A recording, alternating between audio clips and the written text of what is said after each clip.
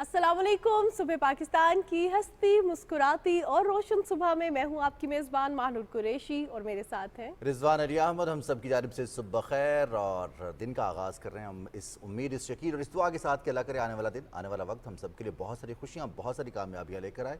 गुजरे हुए वक्त की कोई भी नाकामी कभी पलट कर हमारे सामने आए। खिले खिले से चेहरे हैं और जैसे मानू ने कहा कि रोशन सुबह है, इस रोशन सुबह में हल्की फुल्की फुहार और हल्की फुल्की रिमझिम भी हुई है आज रावलपिंडी इस्लामाबाद में, जबकि दीगर इलाकों में बारिश की पेश हुई है, कहीं तेज़ और कहीं हल्की बारिश होगी। बिल्कुल जनाब, मौसम बहुत ज़्यादा खुशगवार है और हम देख रहे हैं कि यही मौसम था जिसका इंतज़ार था हमें। जब भी हम मानसून वेदर के हवाले से बात करते हैं और हम सोच रहे थे कि वो बारिश का जो स्पेल है सही से वो क्यों नहीं आ रहा, तो वो प्रॉपर्ली आ चुका है और हमने देखा है कि बालाई पंजाब, खैबर पख्तूनख्वा, सिंध, बलोचिस्तान, कश्मीर में कहीं कहीं हल्की बारिश हुई है। मानसून का ये जो सिलसिला है रिजवान, ये टिल नेक्स्ट 2 डेज़ रहने की प्रिडिक्शन भी है जी, और इसके साथ साथ पंजाब और ज़ेरी सिंध में भी मुख्तलिफ इलाकों में सैलाबी सूरत हाल का खदशा है, जबकि पहाड़ी इलाकों में लैंड स्लाइडिंग का खतरा है। तो इसलिए अपना ट्रैवल अगर आप प्लान कर रहे हैं तो वो भी तमाम तर मालूमात के बाद कीजिएगा। कुछ बात करते चले डेवलपमेंट के हवाले से। वज़ीर-ए-आज़म मोहम्मद शहबाज शरीफ ने ख़ास तौर पर पाकिस्तान में सरमायाकारी के हवाले से और सेहत के हवाले से अहम फैसले किए हैं, जिसमें 126 मुल्कों के लिए जो वीज़ा ऑन अराइवल है, ऑनलाइन वीज़ा है, उसकी सहूलत, जबकि इसके साथ साथ पाकिस्तान में बिज़नेस कम्युनिटी के लिए वीज़ा की सहूलियात के हवाले से मज़ीद अहम फैसले किए गए हैं। बिल्कुल जनाब, और हम देखते हैं कि खलीज तावन कौंसिल के मुल्कों की बिजनेस कम्युनिटी को जिस तरह रिजवान ने बताया कि फ्री एंट्री वीज़ा देने का फैसला किया गया है, उसी तरह मजहबी सियाहत के फ़रोग के लिए किसी तीसरे मुल्क का पासपोर्ट रखने वाले सिख यात्रियों के लिए वीज़ा ऑनलाइन जो है वो भी होंगे और ऑन अराइवल की सहूलत भी मौजूद है। सरमायाकारी और कारोबार के जो मौके हैं उसमें पाकिस्तान एक फ्रेंडली स्टेट बन चुका है और हम देख रहे हैं कि पाकिस्तान की हुकूमत की जानिब से ऐसे इकदाम किए जा रहे हैं कि पाकिस्तान में सियाहत को फ़रोग मिले, पाकिस्तान में सियाहत के साथ साथ जो इन्वेस्टमेंट है उसको फ़रोग मिले और पाकिस्तान काम कर रहे हैं इस हवाले से। और अब बताते चलें आपको, वज़ीर ख़ज़ाना मोहम्मद औरंगज़ेब ने गुज़िश्ता रोज़ गुफ्तगू की और अपने न्यूज़ कॉन्फ्रेंस में उनका ये कहना था कि अवाम को जो मुश्किलात हैं, दरपेश हैं, उनका हमें अच्छी तरह से इदराक भी है, अंदाज़ा भी है, लेकिन पायदार तरक्की के लिए टैक्स दायराकार और बरामदात में इजाफा नागज़ीर है। हुकूमती अखराजात में कमी के लिए इक़दाम किए जा रहे हैं। बिल्कुल जनाब, इसके साथ साथ उन्होंने दौरा चीन के हवाले से भी बात की है और सी पैक के हवाले से भी बात की है, जो कि बहुत ज़्यादा ज़ेर बहस है। उनका कहना यह था कि दौरा चीन में पांडा बॉन्ड्स और कोल पावर प्लांट्स की मुकामी कोयले पर मुंतकिली पर गुफ्तगू हुई है।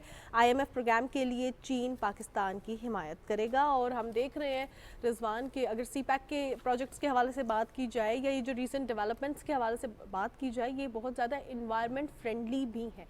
हम देखते हैं कि हाइड्रो पावर प्रोजेक्ट्स हों या सोलर पावर प्रोजेक्ट्स हों, ये हमारी इकोनॉमी के लिए तो बेहतर है, लेकिन इसके साथ साथ द मोस्ट इंपॉर्टेंट थिंग जो सिर्फ ना सिर्फ पाकिस्तान बात कर रहे हैं बल्कि पूरी दुनिया बात कर रही है, क्लाइमेट, और उस हवाले से भी बहुत फ्रेंडली है। हाँ, दूसरा ये बड़ी अहम बात की वज़ीर ख़ज़ाना ने कि हम टैक्स दायराकार में इजाफा करना है, इसके साथ साथ मुश्किल फ़ैसले किए गए हैं। यकीनी तौर पर बहुत सारे लोग जो टैक्स दायराकार में आ रहे हैं उनको ये लगता है कि शायद ये टैक्स जो है इनके ऊपर बहुत ज़्यादा है, लेकिन वज़ीर ख़ज़ाना का ये कहना था कल कि अगर आज हम ये फ़ैसले नहीं करेंगे तो अगले साल भी हम यही बातें करते रहेंगे और यही मुश्किलात इसी तरह से रहेंगी। तो इन मुश्किलात को ख़त्म करने के लिए, कम करने के लिए हमें ही फ़ैसले करने और अपने फ़ैसलों पर अमल दरामद भी करना है और इसमें यकीनी तौर पर जहाँ हुकूमती इक़दाम हैं वहाँ पर आवाम की सपोर्ट लोगों की जानिब से, उस पर पॉजिटिव रिस्पॉन्स बहुत मैटर करता है। बिल्कुल जनाब, जहाँ पे हम पॉजिटिव रिस्पॉन्स के बारे से बात करें तो वेदर का बड़ा अच्छा पॉजिटिव रिस्पॉन्स आ रहा है। अभी तक हम देख रहे हैं इनकी जो प्रेडिक्शंस थी या जो इबाम थे, एम्बिग्विटीज़ थी अबाउट द फ्लड्स, ऐसा कुछ भी नहीं हुआ, बड़े पीसफुल तरीके से चल रहे हैं। उसके पीछे एक रीज़न ये भी है कि जो पाकिस्तान के इदारे हैं उनकी प्रिपेयर्डनेस बहुत अच्छी है। इस हवाले से हमने देखा कि 2022 के फ्लड्स के बाद से अब हम इतने अलर्ट हो चुके हैं, हमारा ऐसा मैकेनिज्म बन चुका है कि अब जो हमारी हर साल बदलती हुई क्लाइमेट चेंज और मानसून की सिचुएशन है उसको टैकल कर सकते हैं। अभी जो अगर हम बात करें तो जिस तरह हमने बात की कि अगले 2 दिन तक भी बारिश की प्रिडिक्शन है और ये मानसून का सिलसिला जारी रहेगा, तो अब ज़रा इस हवाले से बात करते हैं और एक्सपर्ट हमारे साथ प्रोग्राम में मौजूद है। हमें ज्वाइन किया है अहमद कमाल साहब ने, जो कि चेयरमैन फेडरल फ्लड कमीशन है, चीफ इंजीनियरिंग एडवाइज़र है वजारत आबी वसाइल हुकूमत पाकिस्तान में। तो अहमद कमाल साहब को प्रोग्राम में खुश आमदीद कहते हैं। शुक्रिया अहमद साहब कि आपने वक्त निकाला। आपसे सबसे पहले तो मैं ये जानना चाहूँगी कि स्टिल हम देख रहे हैं कि अभी तक ऐसी बारिशें नहीं हुई अल्हम्दुलिल्लाह, या हमारी प्रिपेयर्डनेस बहुत अच्छी है कि कहीं सैलाब नहीं आए, लेकिन अभी भी रिस्क फैक्टर पे कौन कौन से इलाके हैं? बिस्मिल्लाहिर्रहमानिर्रहीम। पाकिस्तान टेलीविज़न का शुक्रिया, आपने बात करने का मौका दिया।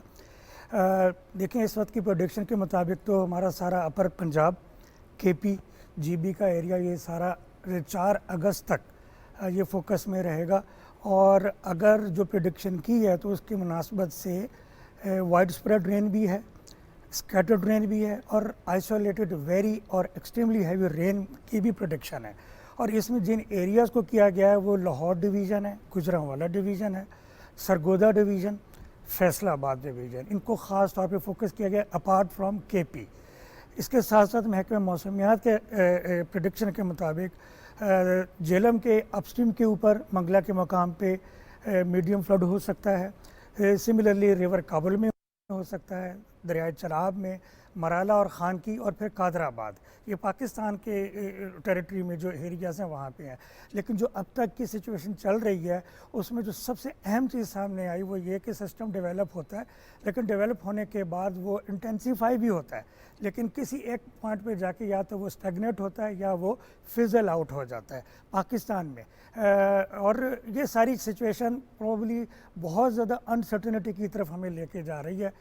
میں آپ سے شیئر کروں کہ لاسٹ ایئر آج کے دن سرگودا میں ٹیمپریچر تھا, اسکردو میں ٹیمپریچر تھا 25 ڈگری سینٹی گریڈ, آج وہاں پہ 37 ڈگری سینٹی گریڈ ٹیمپریچر صبح کا ہے.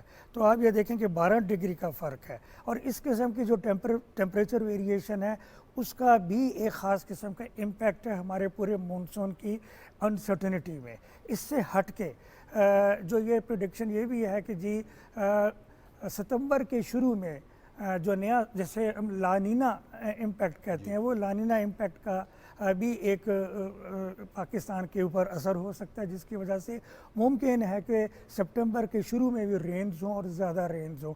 لیکن یہ سارا کچھ اس وقت ہم نہیں کہہ سکتے کیونکہ اس کی ایکسپرٹیز جو ہے وہ محکمہ موسمیات کے پاس ہے. اور میں یہ چیز ریپیٹ کروں گا, جیسے آپ نے بات کی کہ شور بہت تھا کہ فلڈ آئے گا اور مونسون کی وجہ سے سچویشن ایسی ہوگی. ایک تو اللہ کی طرف سے بہت کرم ہوا, رینز میں سمجھتا ہوں کہ نارمل یا نارمل سے کم ہوئے ہیں, جہاں کی ہماری پریڈکشن 40% تھی. دوسرا یہ ہے کہ ٹھیک ہے اداروں کی اپنی پریپریشن ہے, بہت اسٹرانگلی چل رہے ہیں, این ڈی اے میں, irrigation departments, federal flood commission, P D M میں سارے, اور ہم آلموسٹ ہر ویک میں سارے جوائنٹلی ریویو میٹنگز بھی کرتے ہیں. آن لائن ٹریول تو کر نہیں سکتے, لیکن ایک سنگل میٹنگ کے اندر بھی تقریباً 40-45 اداروں کے لوگ وہ آتے ہیں اور اس میں اپنی تمام پریپریشن کو بتاتے ہیں. تو اس میں ہمیں یہ امید رکھنی چاہیے کہ ایک تو ایک قدرت ہمارے پہ مہربان ہوگی کہ اچھے روینز ضرور ہوں, لیکن وہ زحمت کا باعث نہ ہوں, وہ ہمارے لیے رحمت کا باعث ہوں, اور ہماری پریپیئرڈنس ایسی ہو کہ ہم ان سے بہتر طریقے کے ساتھ میٹ ویت کر سکیں. بالکل صحیح. امیر اقبال صاحب, 3-4 دریاؤں کے نام آپ نے لیے جو ہمارے اپر ایریاز میں ہیں. 2 دریا ہمارے جو ہیں وہ جنوبی علاقے میں ہیں جو کہ ڈیپینڈنٹ ہے بھارت کے اوپر, کہ وہاں سے پانی چھوڑا جاتا ہے, اور وہاں سے جو کمیونیکیشن ہوتی ہے یا پھر ان کے ساتھ جو کوارڈینیشن ہے اس کے مطابق بہت کم وقت ملتا ہے پاکستان کو تیاری کرنے کے لیے. تو وہاں پر کیا سچویشن ہے, چونکہ بھارت میں مونسون کی بارشیں ہم سے زیادہ انٹینسٹی کے ساتھ ہوتی ہیں. یہ بھی چیز میں آپ سے شیئر کروں, بہت اچھا آپ نے سوال کیا. 2022 میں جو ستلج اور راوی پہ انڈیا کے ڈیمز تھے وہ تقریباً 73% سے لے کے 87% تک بھرے ہوئے تھے, اور آج کی اگر میں آپ سے شیئر کروں تو وہ 14% سے 38% تک بھرے ہوئے ہیں. دیٹ مینس کہ وہ 50% سے بھی بہت کم ہے. اور یہ ایک ہمارے لیے ایک بہت اچھا ایلیمنٹ ہے کہ اگر وہاں پہ اپ اسٹریم ایریاز میں سیویئر قسم کی بھی رین ہوتی ہے تو وہ وہاں کے ان جو ریزروائرس ہیں ان کے اندر وہ ایبزارب ہوگا اور اس کا امپیکٹ نیچے آئے گا. امپیکٹ اسی صورت میں پاکستان میں آئے گا اگر پاکستان کے راوی ستلج کے کیچمنٹ میں پاکستان کی باؤنڈری کے اندر یا ان ڈیمز سے ڈاؤن اسٹریم کے ایریے کے اندر برسات ہو اور اس کا امپیکٹ آئے.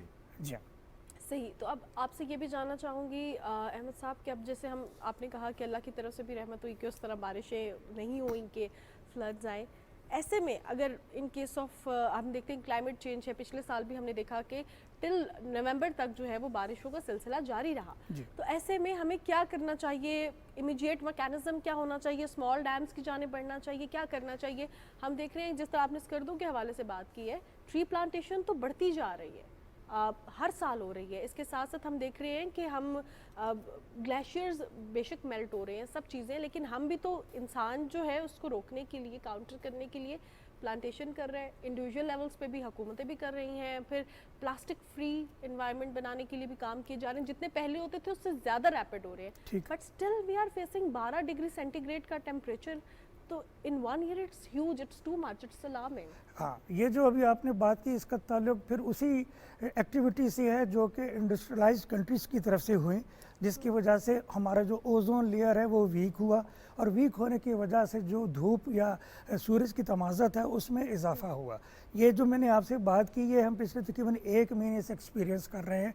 आप बिलीव कीजिए कि ये 12 डिग्री का जो डिफरेंस है, कभी 11 होता है कभी 10 होता है, ये इतना मेजर डिफरेंस है। और इसके ऊपर आपने कहा कि हमें क्या करना चाहिए लॉन्ग टर्म में और इमीडिएट टर्म में, दोनों में तो एक हमें एक्सटेंसिव किस्म की रिसर्च की ज़रूरत है कि हम कौन से ऐसे टूल्स फौरी तौर के ऊपर जो मेट्रोलॉजी के से रिलेटेड हैं उनको ला के यूज़ में ला सकें। और अगर इस वक्त हमारे पास नहीं है तो हम ये देखें कि दुनिया में किस जगह के ऊपर जहाँ पे इफेक्टिव किस्म की फोरकास्ट हो रही है, और अगर वो कहते हैं कि जी 7:37 पे रेन आएगी तो उसी टाइम पे आती है, तो उस किस्म के टूल्स ला के हम अपने उन ह्यूमन रिसोर्सेज को और उन डिपार्टमेंट्स को दें। अगरचे इसमें बेहतरी के लिए हम काम कर रहे हैं, लेकिन फिर वही बात आती है कि ऐसी चीज़ों को ला के इम्प्लीमेंट करने में और फिर जो तमाम प्रोसीजरल चीज़ें हैं उनको फुलफ़िल करने में 3 से 4 साल लग जाते हैं। अगर आपने बाहर से रडार टेक्नोलॉजी लेनी है, आपने रडार को बाकायदा सेलेक्ट करना कि कौन सा बेहतर है, उसकी आप बिडिंग में जाते हैं, बिडिंग के बाद सेलेक्ट करते हैं, फिर उसकी फैक्ट्री टेस्टिंग होती है, कंट्री में आता है, कंट्री में आके उसने लगना है और फिर ऑपरेशन में आना है, ऑपरेशन से पहले उसकी कमीशनिंग होनी है। ये बहुत सारी ऐसी चीज़ें हैं। तो वो टूल जो फौरी तौर पे हमें दे सकते हैं, इस मामले में मैं 1-2 चीज़ों का इजहार करना चाहता हूँ। NEOC कायम किया इन्होंने, नेशनल डिज़ास्टर मैनेजमेंट अथॉरिटी ने, उसमें उन्होंने एक इनोवेशन की है। इनोवेशन ये की है कि महकमा मौसमियात की अपनी फोरकास्ट तो आती है, उसमें वो ग्लोबली और हमारे रीजन के ऊपर जितने भी मेट की फैसिलिटीज़ हैं वो इस वक्त क्या बता रही हैं, उन सारी फैसिलिटीज़ को डाउन स्केल करके महकमा मौसमियात की फोरकास्ट के ऊपर सुपर इम्पोज करते हैं, ताकि ये देखा जा सके कहीं ओवरलैप है या कहीं वो उससे डिविएट तो नहीं कर रहा। फिर उसकी मुनासबत से वो कोशिश करते हैं कि एक्यूरेसी ला सकें उस फोरकास्ट में जो अदरवाइज़ हमारे पास हमारे अपने रिसोर्सेज से अवेलेबल होती है। सो दिस इज़ समथिंग जो कि फ्यूचर में अगर हम इससे मज़ीद प्रिसाइज लेके जा सकें, मज़ीद इसमें टूल्स को ऐड कर सकें। और दूसरी इंपॉर्टेंट चीज़ ये है कि जो वहाँ पे मैंने देखी है कि वहाँ पे ये सारा कुछ यंगस्टर्स के ज़रिए या यंग ह्यूमन रिसोर्सेज के ज़रिए किया जा रहा है। इसका मतलब ये है कि हमारा जो यंगस्टर जो यूनिवर्सिटी से पढ़ के निकला है उसके पास लेटेस्ट नॉलेज है, हमने अगर उसको इसके अंदर प्लग इन कर दिया तो कल वो इन सारी चीज़ों को बेहतर तरीके से इंटीग्रेट कर लेगा। बिल्कुल सही कहा आपने। अहमद साहब, अब थोड़ा सा हम बात करेंगे फेडरल फ्लड कमीशन की। सबसे पहले तो बताइएगा कि किरदार क्या होता है, दूसरा सैलाबी सूरत हाल के हवाले से हम अक्सर सुनते हैं सैलाबी सूरत हाल सिर्फ दरियाओं में नहीं बल्कि शहरों में भी, और अब ये काफ़ी ज़्यादा हो गया है कि आधा घंटा 1 घंटा बारिश होती है तो शहरों में भी सैलाबी सूरत हाल हो जाती है।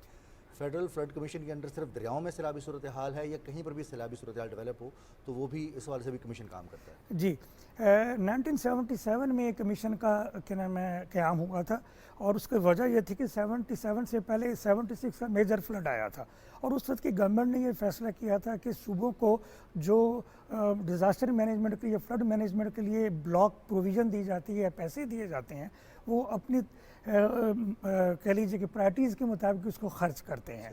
तो इसका मेन पर्पज़ ये था कि ये 10 इयर्स के फ्लड प्रोटेक्शन के प्लान्स बनाएगा और बनाने के बाद उसको लॉन्ग टर्म पे इम्प्लीमेंट करेगा। Similarly flood forecasting and warning system में महकमा मौसमियात को सपोर्ट करेगा, और जो हमारे 2 रिजर्वायर्स हैं ख़ास करके तरबेला और मंगला, इन दोनों को इंश्योर करेगा कि ख़ास तौर पे मानसून में इनको इस तरीके से रेगुलेट किया जाए कि डाउन स्ट्रीम में कोई मैन-मेड फ्लडिंग ना आए।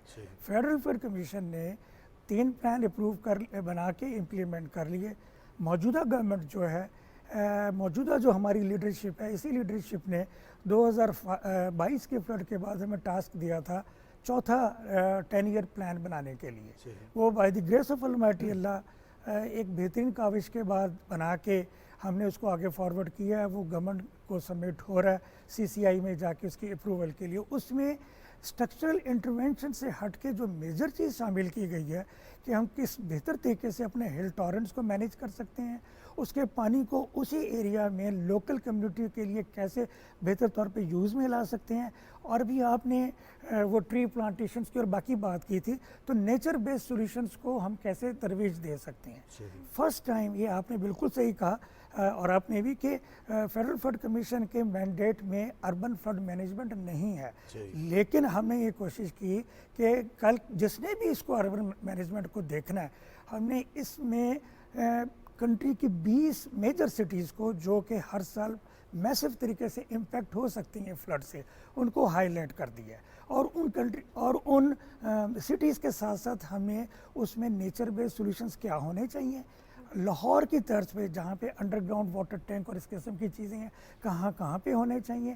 اپارٹ فرام دیٹ ریسرچ کے کانٹیکسٹ میں شہری علاقوں میں کس طریقے سے لوگوں کو اپنی مدد آپ کے تحت ان دی ایونٹ کے کوئی ڈیزاسٹر آ جائے. میں نے پچھلے پروگرام میں بھی یہ بات کی تھی کہ جاپان میں سٹی لیول پہ ایک ٹرائنگل اپروچ ہے. پہلے میں اپنے آپ کو بچا لوں، اس کے بعد پھر ہم ایک دوسرے کو بچائیں، پھر ہم تیسرے کا ہاتھ پکڑ کے ہم آگے چلیں پورے کمیونٹی لیول کے اوپر آگے اپروچ کرنے کے لیے. ہمیں اس چیز کے لیے اپنی نیشن کو تیار کرنا ہوگا.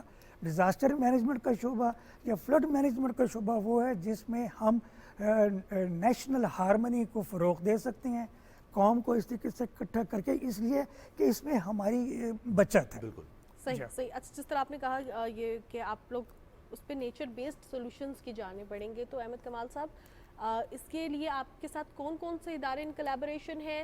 حکومتی ادارے ہیں یا پبلک پرائیویٹ پارٹنرشپ چل رہی ہے؟ اس میں تینوں ہیں جی. گورنمنٹ اداروں میں تمام صوبائی irrigation departments, forest departments, livestock department, agriculture departments میں شامل ہیں. اس میں اکیڈمیا شامل ہے، private sector, farmers community, insurance industry, civil society, تمام پی ڈی ایم ایز اور N D M As, even research organisation اس میں شامل ہیں. اور میں آپ کے پروگرام کے توسط سے صرف اور صرف جو کچھ میں نے جتنا سفر کیا اپنے اس شعبے میں کہوں گا کہ یہ ہائی ٹائم ہے کنٹری کے لیے کہ جیسے ہمارا ایک نیشنل ڈیزاسٹر مینجمنٹ سسٹم ہے، ہمیں اس کو grand national disaster management system میں کنورٹ کرنا چاہیے.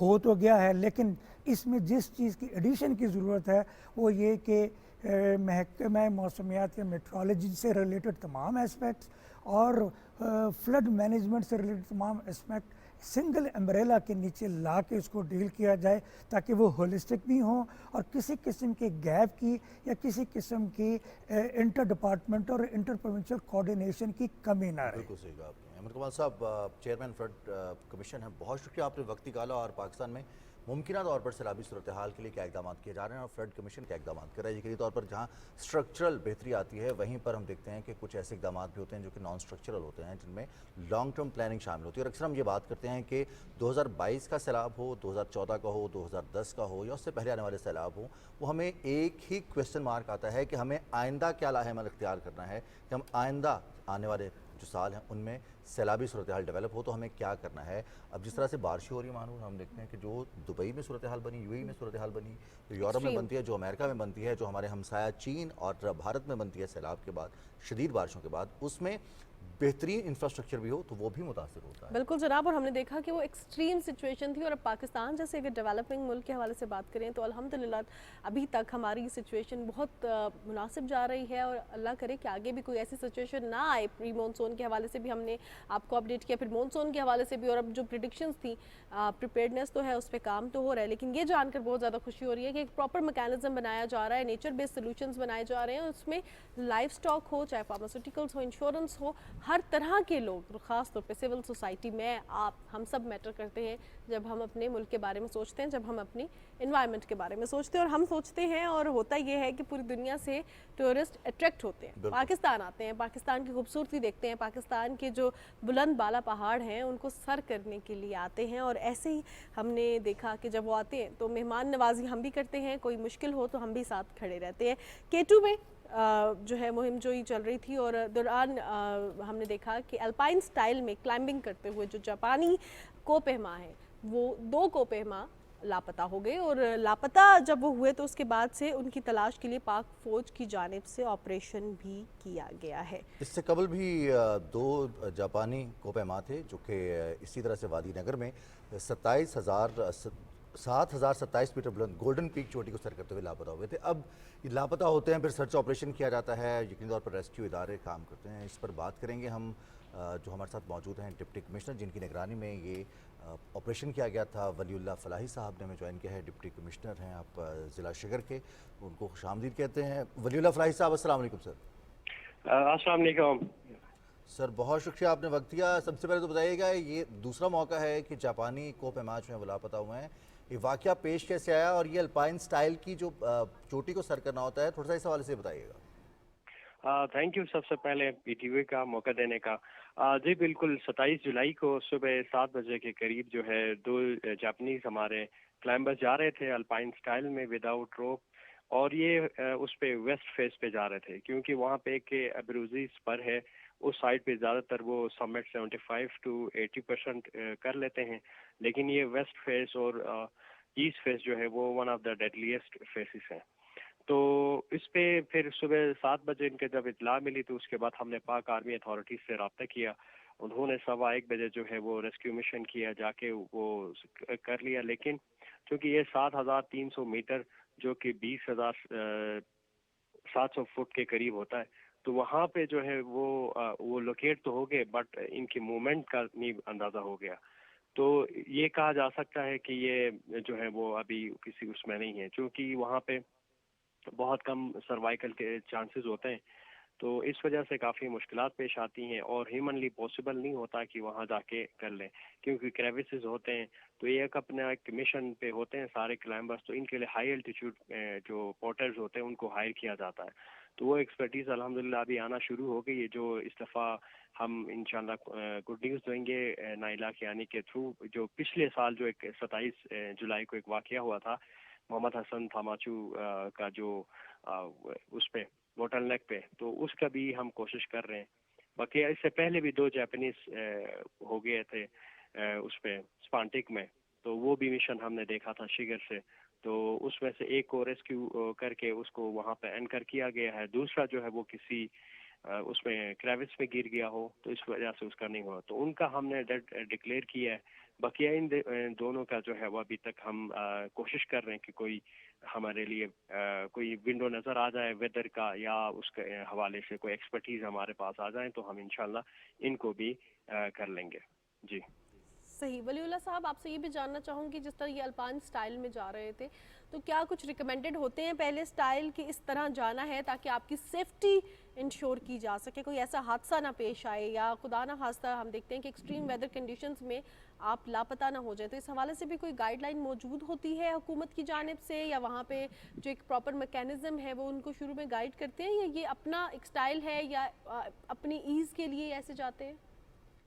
जी बिल्कुल, जब पहले आ जाते हैं हमारे पास क्लाइंबर्स ट्रैकर्स जितने भी एक्सपीडिशन ग्रुप आते हैं, पहले इनकी ब्रीफिंग होती है वहाँ के इन्वायरमेंट के हवाले से, वहाँ पे जितने भी जो स्टेजेस हैं उनके हवाले से, वेदर के हवाले से। उसके बाद बताया जाता है कि ये एरियाज है जहाँ पे आपको मुश्किलात का पेश करना पड़ेगा। तो ये अब क्लाइंबर की अपनी एक ख्वाहिश होती है कि वो रिकॉर्ड कायम करने के लिए अल्पाइन स्टाइल अपनाते हैं, या वो ग्रुप की शक्ल में जाते हैं, या इंडिविजुअल विदाउट उसके चले जाते हैं। तो बेस कैंप के बाद जो है वो डिफरेंट वो ऑप्शंस वो खुद क्लाइंबर चूज कर लेता है और उसकी अपनी वो होती है। तो इस पे गवर्नमेंट की तरफ से तो बाकायदा SOPs और वो इंतज़ामिया की तरफ से उनको गाइडेंस पूरी होती है, और वापसी पे हम डिब्रीफिंग भी लेते हैं।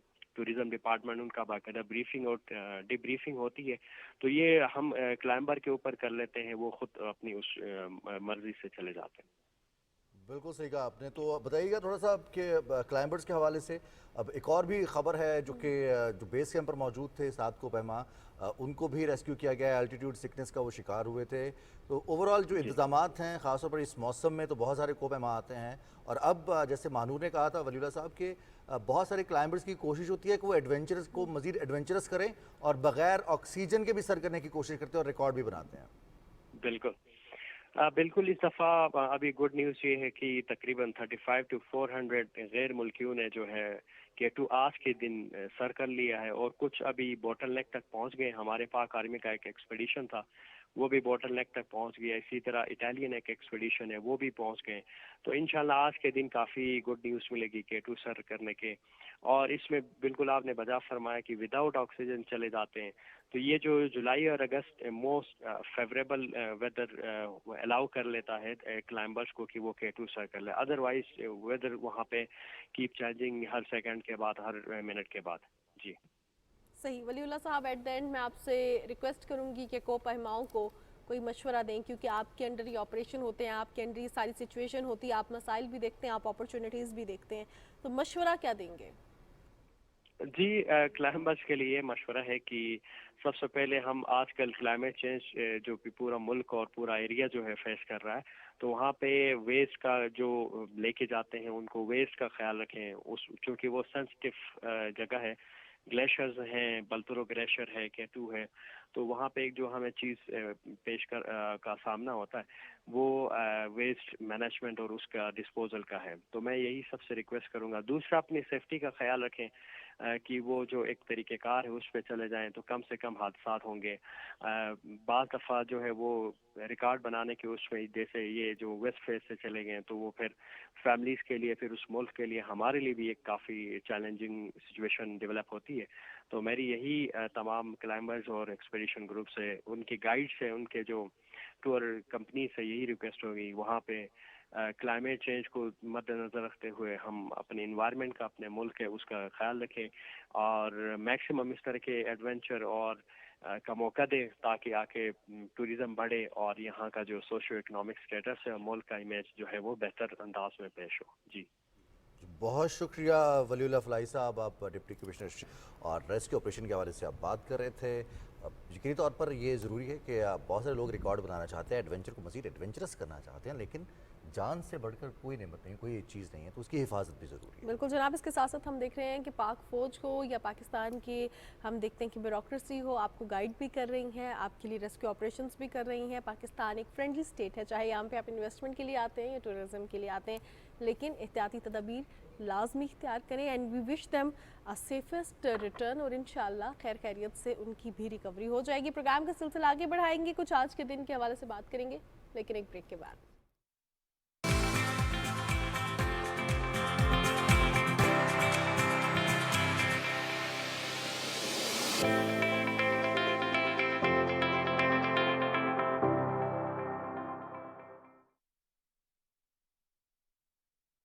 बात हो जमहूरी अक़दार की या सियासी इंतशार की, अवामी मसाइल, सियासी गठजोड़ और फितना व फसाद का खात्मा होगा हमारा मौजू। हम करेंगे तस्करा कौमी और मुल्की मफादात का। हम लाएंगे सामने सच झूठ की गर्दाब से हकायक के आश्कार होने तक।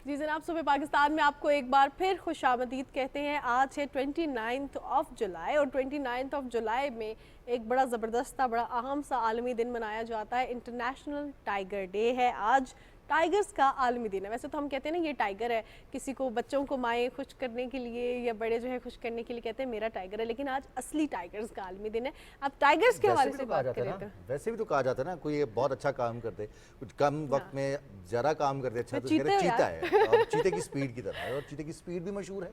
और अभी कुछ देर पहले हम बर्फ़ की बात कर रहे थे, K2 की बात कर रहे थे। मानूर ने यकीनी तौर पर देखा होगा, बर्फानी चीता देखा होगा, बहुत खूबसूरत होता है, लेकिन हम देख रहे हैं कि उसकी नस्ल बहुत कम रह गई, मादूम होता जा रहा है। अब इसीलिए ये दिन मनाया जा रहा है ताकि चीतों को महफूज किया जा सके, उनकी नस्ल को परवान चढ़ाया जा सके, क्योंकि नेशनल हैबिटेट है, और नेचुरल हैबिटेट में ये जानवर होंगे तो ये खूबसूरती बरकरार रहेगी दुनिया में। बिल्कुल जनाब, और इस खूबसूरती के हवाले से यानी कि वर्ल्ड टाइगर डे के हवाले से हमें बात करने के लिए ज्वाइन किया है wild life biologist Mohammad Waseem sahab ने। वसीम साहब, प्रोग्राम में आपको खुशामदीद कहते हैं और आपसे जानना चाहेंगे कि वर्ल्ड टाइगर डे है आज, आखिर ऐसा क्या हुआ कि वर्ल्ड टाइगर डे मनाना पड़ा?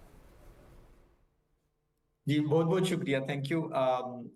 पूरी दुनिया के अंदर टाइगर्स की पॉपुलेशन 2010 में जिस टाइम पे एस्टिमेट्स लगाए जा रहे थे, उस टाइम पे समझ ही आया कि लेस देन 4000 पॉपुलेशन इनकी रह चुकी है पूरी दुनिया के अंदर।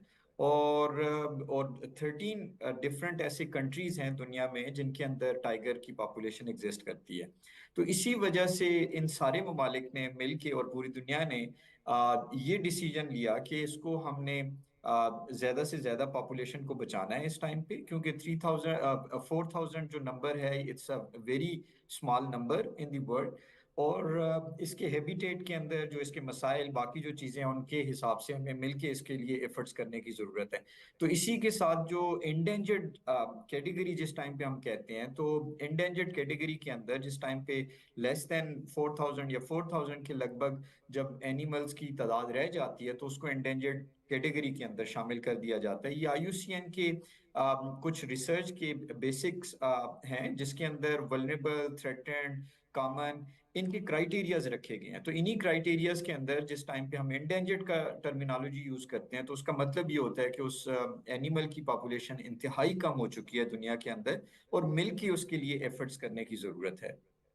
तो 2010 से ऑनवर्ड इस टाइम पे वर्ल्ड टाइगर डे मनाया जाता है, और जो मुख्तलिफ ममालिक हैं वो मिल के टाइगर्स की पॉपुलेशन के लिए उसकी अवेयरनेस क्रिएट कर रहे होते हैं जनरल पब्लिक के अंदर, बाकी लोगों के अंदर, जो उसके थ्रेट्स और बाकी जो इश्यूज हैं उनको एड्रेस करने की कोशिश कर रहे होते हैं। जानना मैं चाहता हूँ कि टाइगर जो कि खुद खतरे की अलामत है जंगल में, अगर शहरी इलाकों की तरफ भी आए जहाँ जंगल पहाड़ी इलाके मौजूद हैं, वहाँ से हमने सुना अक्सर वाक़यात होते हैं कि टाइगर आबादी में आ गए हैं। ये तो खुद खतरे की निशानी है, इनको क्या क्या खतरात लाहक हैं? जी, आपने जो बात की, बिल्कुल नहीं, ऐसा नहीं है कि ये खतरनाक एनिमल्स हैं। कुछ ऐसा है कि हम लोगों ने इनके हैबिटेट के अंदर इंक्रोचमेंट करके हम लोग ज्यादा से ज्यादा इनके हैबिटेट के क्लोज चले गए, और उसके नतीजे में ये हुआ कि इंसान और जो टाइगर या बहुत सारे जो एनिमल्स हैं उनके दरमियान फासला कम होता गया। और उसके नतीजे में क्या हुआ कि एक्सीडेंटल अटैक्स की शरह बढ़ती गई, और वो जो एक्सीडेंटल अटैक्स थे वो फिर इंटेंशनल अटैक्स के अंदर कन्वर्ट हो गए। और उसी के लिहाज से फिर इन एनिमल्स को ज्यादा खूंखार और ज्यादा अपना इंसान ने दुश्मन समझना शुरू कर दिया। लेकिन है ऐसा नहीं, जैसे मैंने आपसे जिक्र किया, ये शाय एनिमल है, ये नॉकटर्नल है, ये टेरिटोरियल है, ये दिन के वक्त बहुत कम निकलते हैं, ये रात के वक्त औकात के अंदर अपने जंगल के अंदर इनकी स्पेसिफिक टेरिटरी होती है, उसी के अंदर ये एग्जिस्ट करते हैं। और इनको उसी एरिया के अंदर इनकी जो फूड, वाटर, शेल्टर, तीनों चीजें जो हैं वो उसी एरिया के अंदर इनको मिल रही होती हैं, तो इसीलिए वो अपनी टेरिटरी स्पेसिफिकली स्टेब्लिश करते हैं।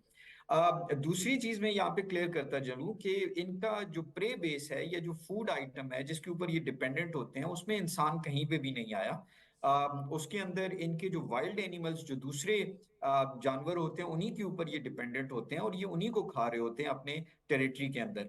लेकिन जब कभी भी एक्सीडेंटल अटैक्स की शरह किसी एरिया के अंदर ज्यादा हो जाती है, तो फिर वो इंटेंशनल अटैक्स के अंदर कन्वर्ट हो जाते हैं, तो फिर वहां से मैन ईटर्स की शक्ल में ये जन्म देते हैं।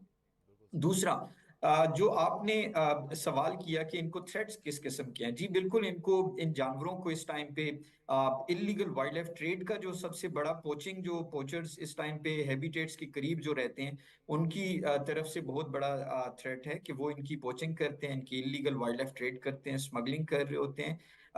वो एक मुल्क के अंदर से पकड़े जाते हैं, दूसरे मुल्कों के अंदर उसके चैन मिलते हैं, बहुत सारे कंट्रीज के अंदर। फिर इसी तरह से दूसरा जो सबसे अहम है, ह्यूमन वाइल्ड लाइफ कॉन्फ्लिक्ट का इशू है, और तीसरा जो है हैबिटेट लॉस का है। जो हैबिटेट है, जैसे मैंने जिक्र किया कि इंसान बहुत करीब करीब जा रहा है, सोसाइटीज डेवलप हो रही हैं, इंफ्रास्ट्रक्चर डेवलप किया जा रहा है, बगैर किसी चीज को मद्देनजर रखते हुए कि इन एनिमल्स की प्रोटेक्शन, इनके लिए अपने क्रॉसिंग कॉरिडोर्स होने चाहिए, इनके, इन एनिमल्स के लिए वाटर फिल्टर और बाकी इन चीज़ों की निगहदाश्त के लिए ख्याल नहीं रखा जाता, जिसमें इनके हैबिटेट लॉस के अंदर तीसरा एक इशू आ रहा है। सही। मोहम्मद वसीम साहब, हम देखते हैं कि अगर जिस तरह आपने कहा कि इनके प्रे में कोई भी इंसान शामिल नहीं होता और ये एक्सीडेंटल अटैक्स बढ़ते जाते हैं, तो इसमें इंसानों का रवैया भी बहुत ज़्यादा मैटर करता है और हमारा जिस तरह इनके साथ कांटेक्ट बढ़ता जा रहा है, हम इनकी टेरिटरी के करीब आते जा रहे हैं।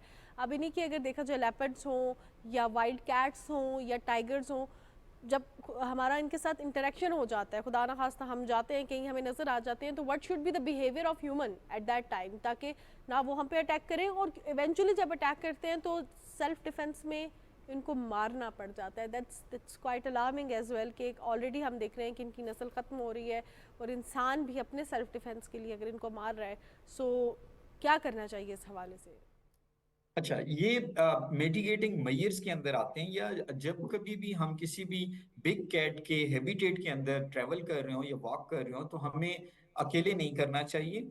बातें करनी चाहिए, एक दो अगर दोस्त हों साथ, उनके साथ मिलके ट्रैवल करना चाहिए। दूसरा, उनकी जो अर्ली मॉर्निंग की क्योंकि ये शाम में निकलते हैं और अर्ली मॉर्निंग तक ये अपने फूड की तलाश में रहते हैं जंगल के अंदर, तो उस टाइम के दौरान अवॉइड करना चाहिए जंगल के अंदर ट्रैवल के दौरान।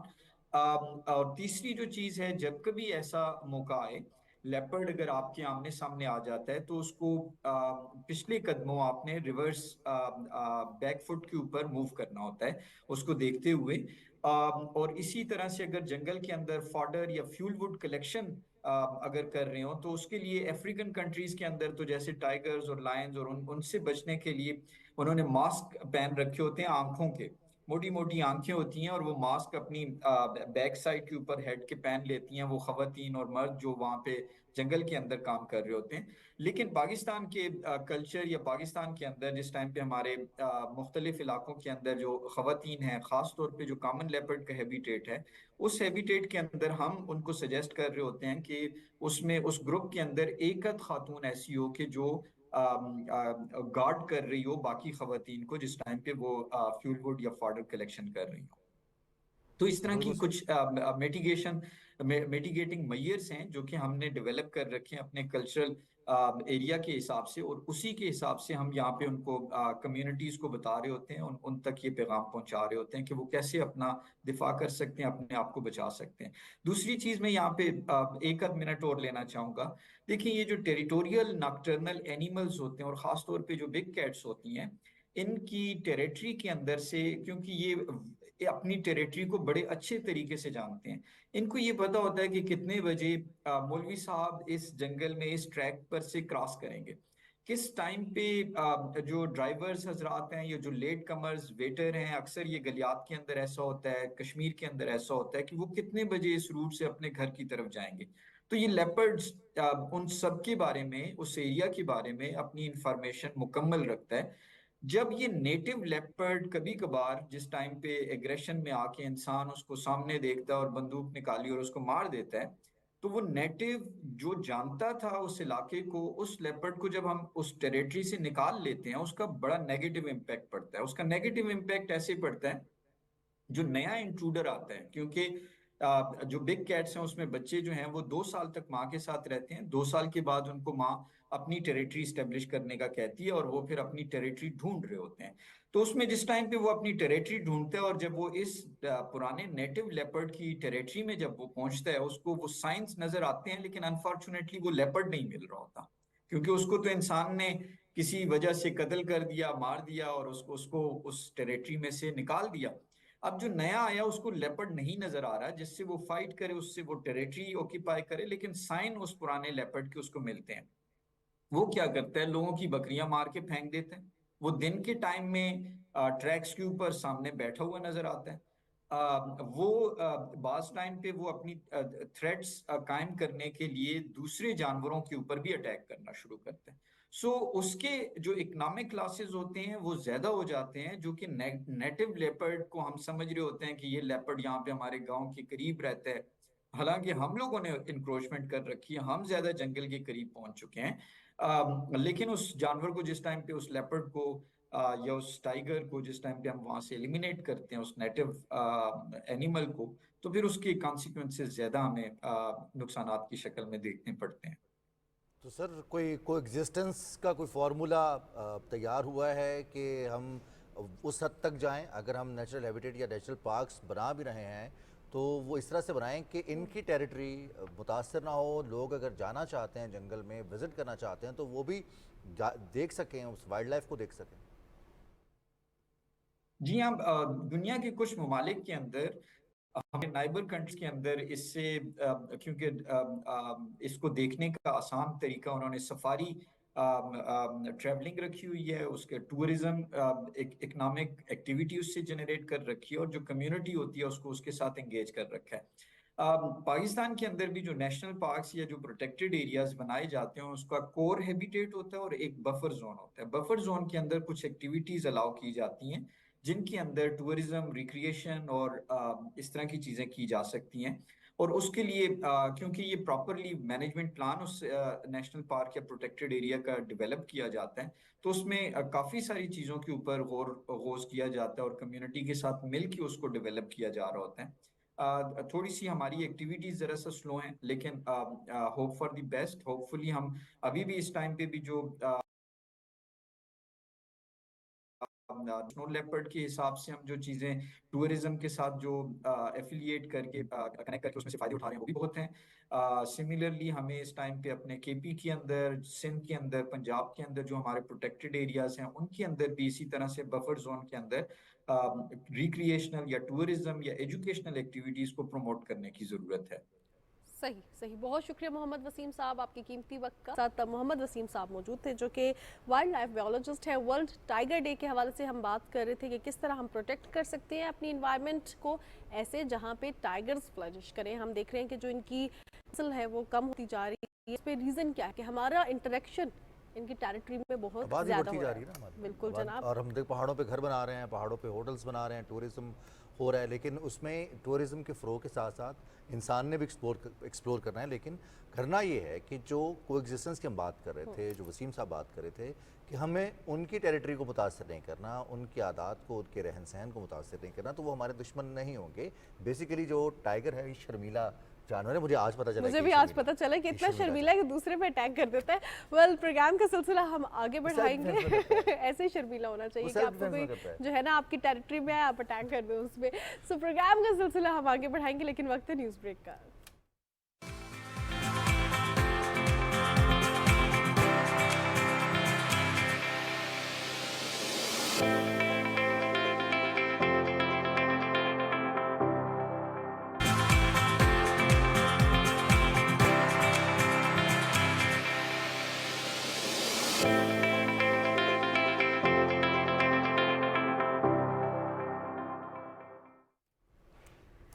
जी जनाब, सुबह पाकिस्तान में आपको एक बार फिर खुशामदीद कहते हैं। न्यूज़ ब्रेक से हम वापस खुशखबरी भी दे देते हैं ना, खुशखबरी। हाँ, साथ ही हम ये भी बता देते हैं कि न्यूज़ ब्रेक में एक न्यूज़ दे देते हैं ना। ओके ओके, मेरे घर इस बार पता नहीं कौन सी खुशखबरी लेके आ गए। बारिश शुरू हो गई है और बारिश एक दफ़ा फिर शुरू होगी। रात में भी बारिश हुई रावलपिंडी, इस्लामाबाद में। 31 जुलाई तक ये स्पेल हैं जो कि स्कैटर्ड रेन भी है, कहीं पर ज़्यादा बारिश है, कहीं पर कम बारिश है। इससे हो ये रहा है कि जब बारिश होती है तो बारिश की वजह से टेम्परेचर और कम हो जाता है, लेकिन बारिश से पहले और बारिश के बाद जो हब्स है उसमें इजाफा हो जाता है, और फिर ये मौसम ऐसा है कि इसमें पसीना ज़्यादा आता है। तो पानी पिएं, लेकिन ORS का इस्तेमाल करें, क्योंकि ये वो चीज़ें हैं जो कि आपकी जो इलेक्ट्रोलाइट्स हैं उनको पूरा रखती हैं। बिल्कुल जनाब, लेकिन जो बारिश का टाइम होता है उस टाइम पे वो हब्स रुकती है, जिस तरह रिजवान ने कहा, पहले और बाद में इट रिमेन कांस्टेंट, और ऐसे ही होता है मानसून वेदर में।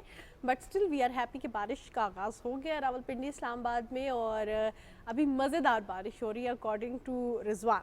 मज़ेदार की जहाँ पे हम बात करें, वहाँ बारिश हो रही है, किसी और को फ़ोन करेंगे, हो सकता है माना हो। तो हमें आज मंडे है और ज्वाइन किया है मज़हर शहजाद साहब ने। मज़हर साहब, प्रोग्राम में आपको खुशामदीद कहते हैं। अस्सलाम वालेकुम जी, कैसे हैं आप लोग?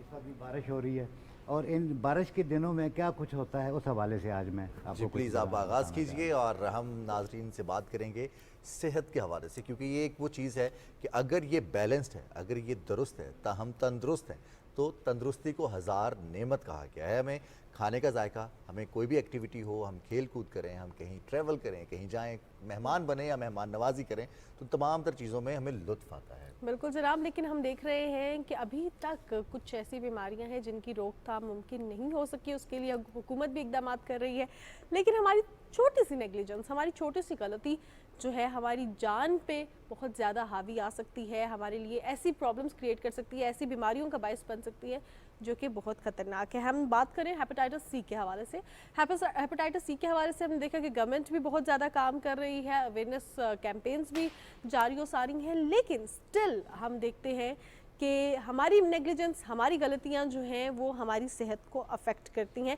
बेसिकली अगर देखा जाए तो इस दफ़ा जो प्रोग्राम है उसके लिए 68 अरब रुपए का PC1 मंजूर हो चुका है, और जिन अफराद का हेपेटाइटिस टेस्ट पॉजिटिव आएगा इनका इलाज फ्री ऑफ कॉस्ट करवाया जाएगा।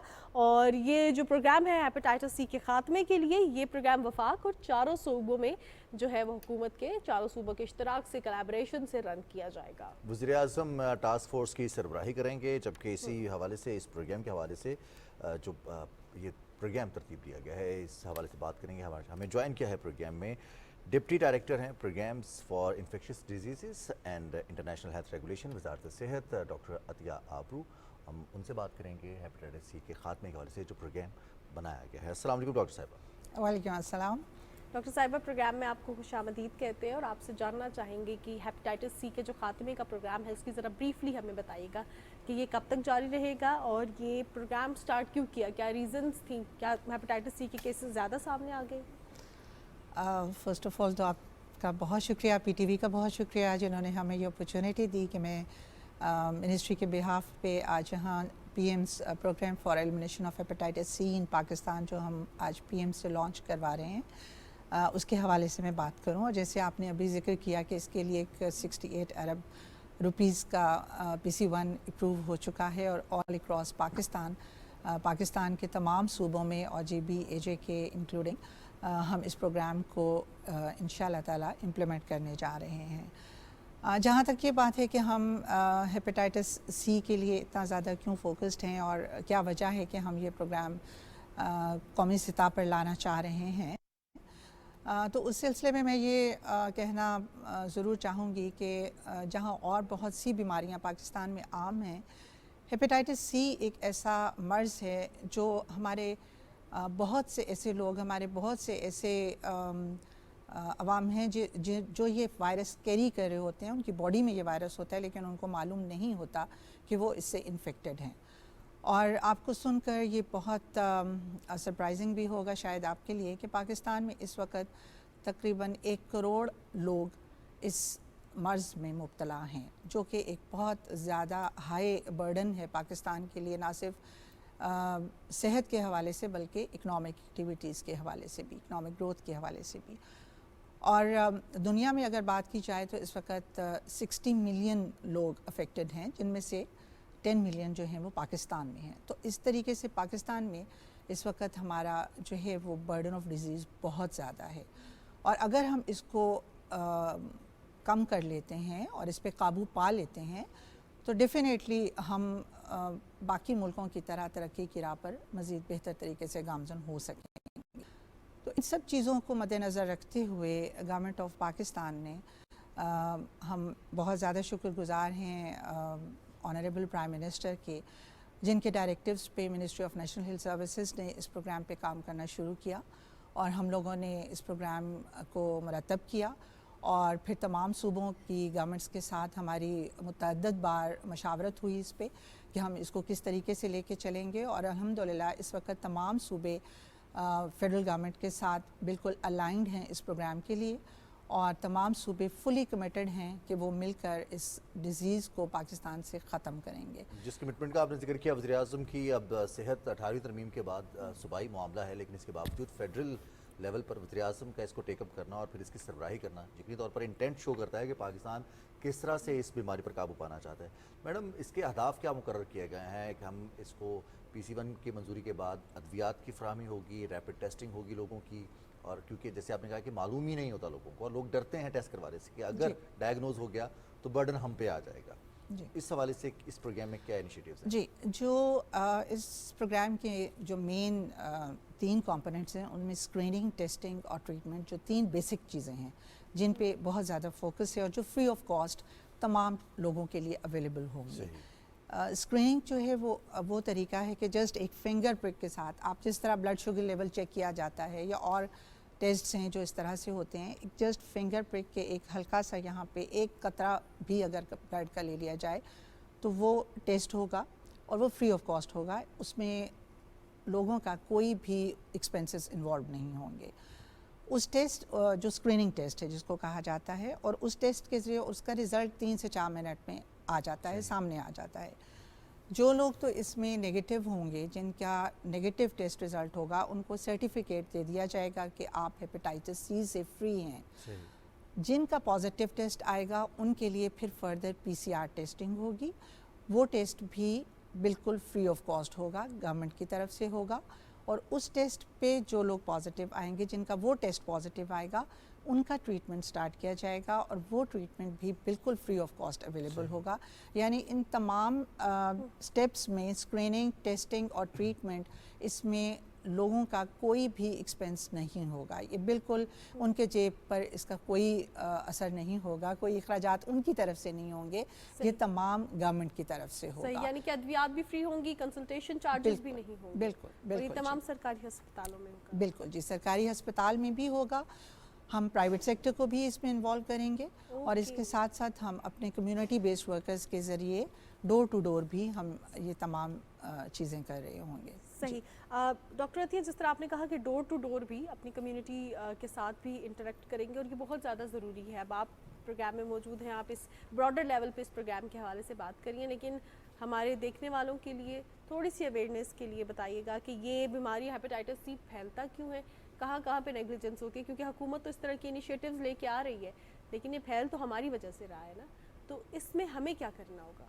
जी, बहुत अच्छा सवाल किया आपने, बिकॉज़ मोस्टली लोगों को इस चीज़ का इल्म नहीं होता कि हेपेटाइटिस सी किस तरीके से फैलता है, और आम तौर पर लोग ये समझते हैं कि ये खाने पीने की चीज़ों के साथ या गंदे पानी के पीने की वजह से ये मर्ज़ फैलता है।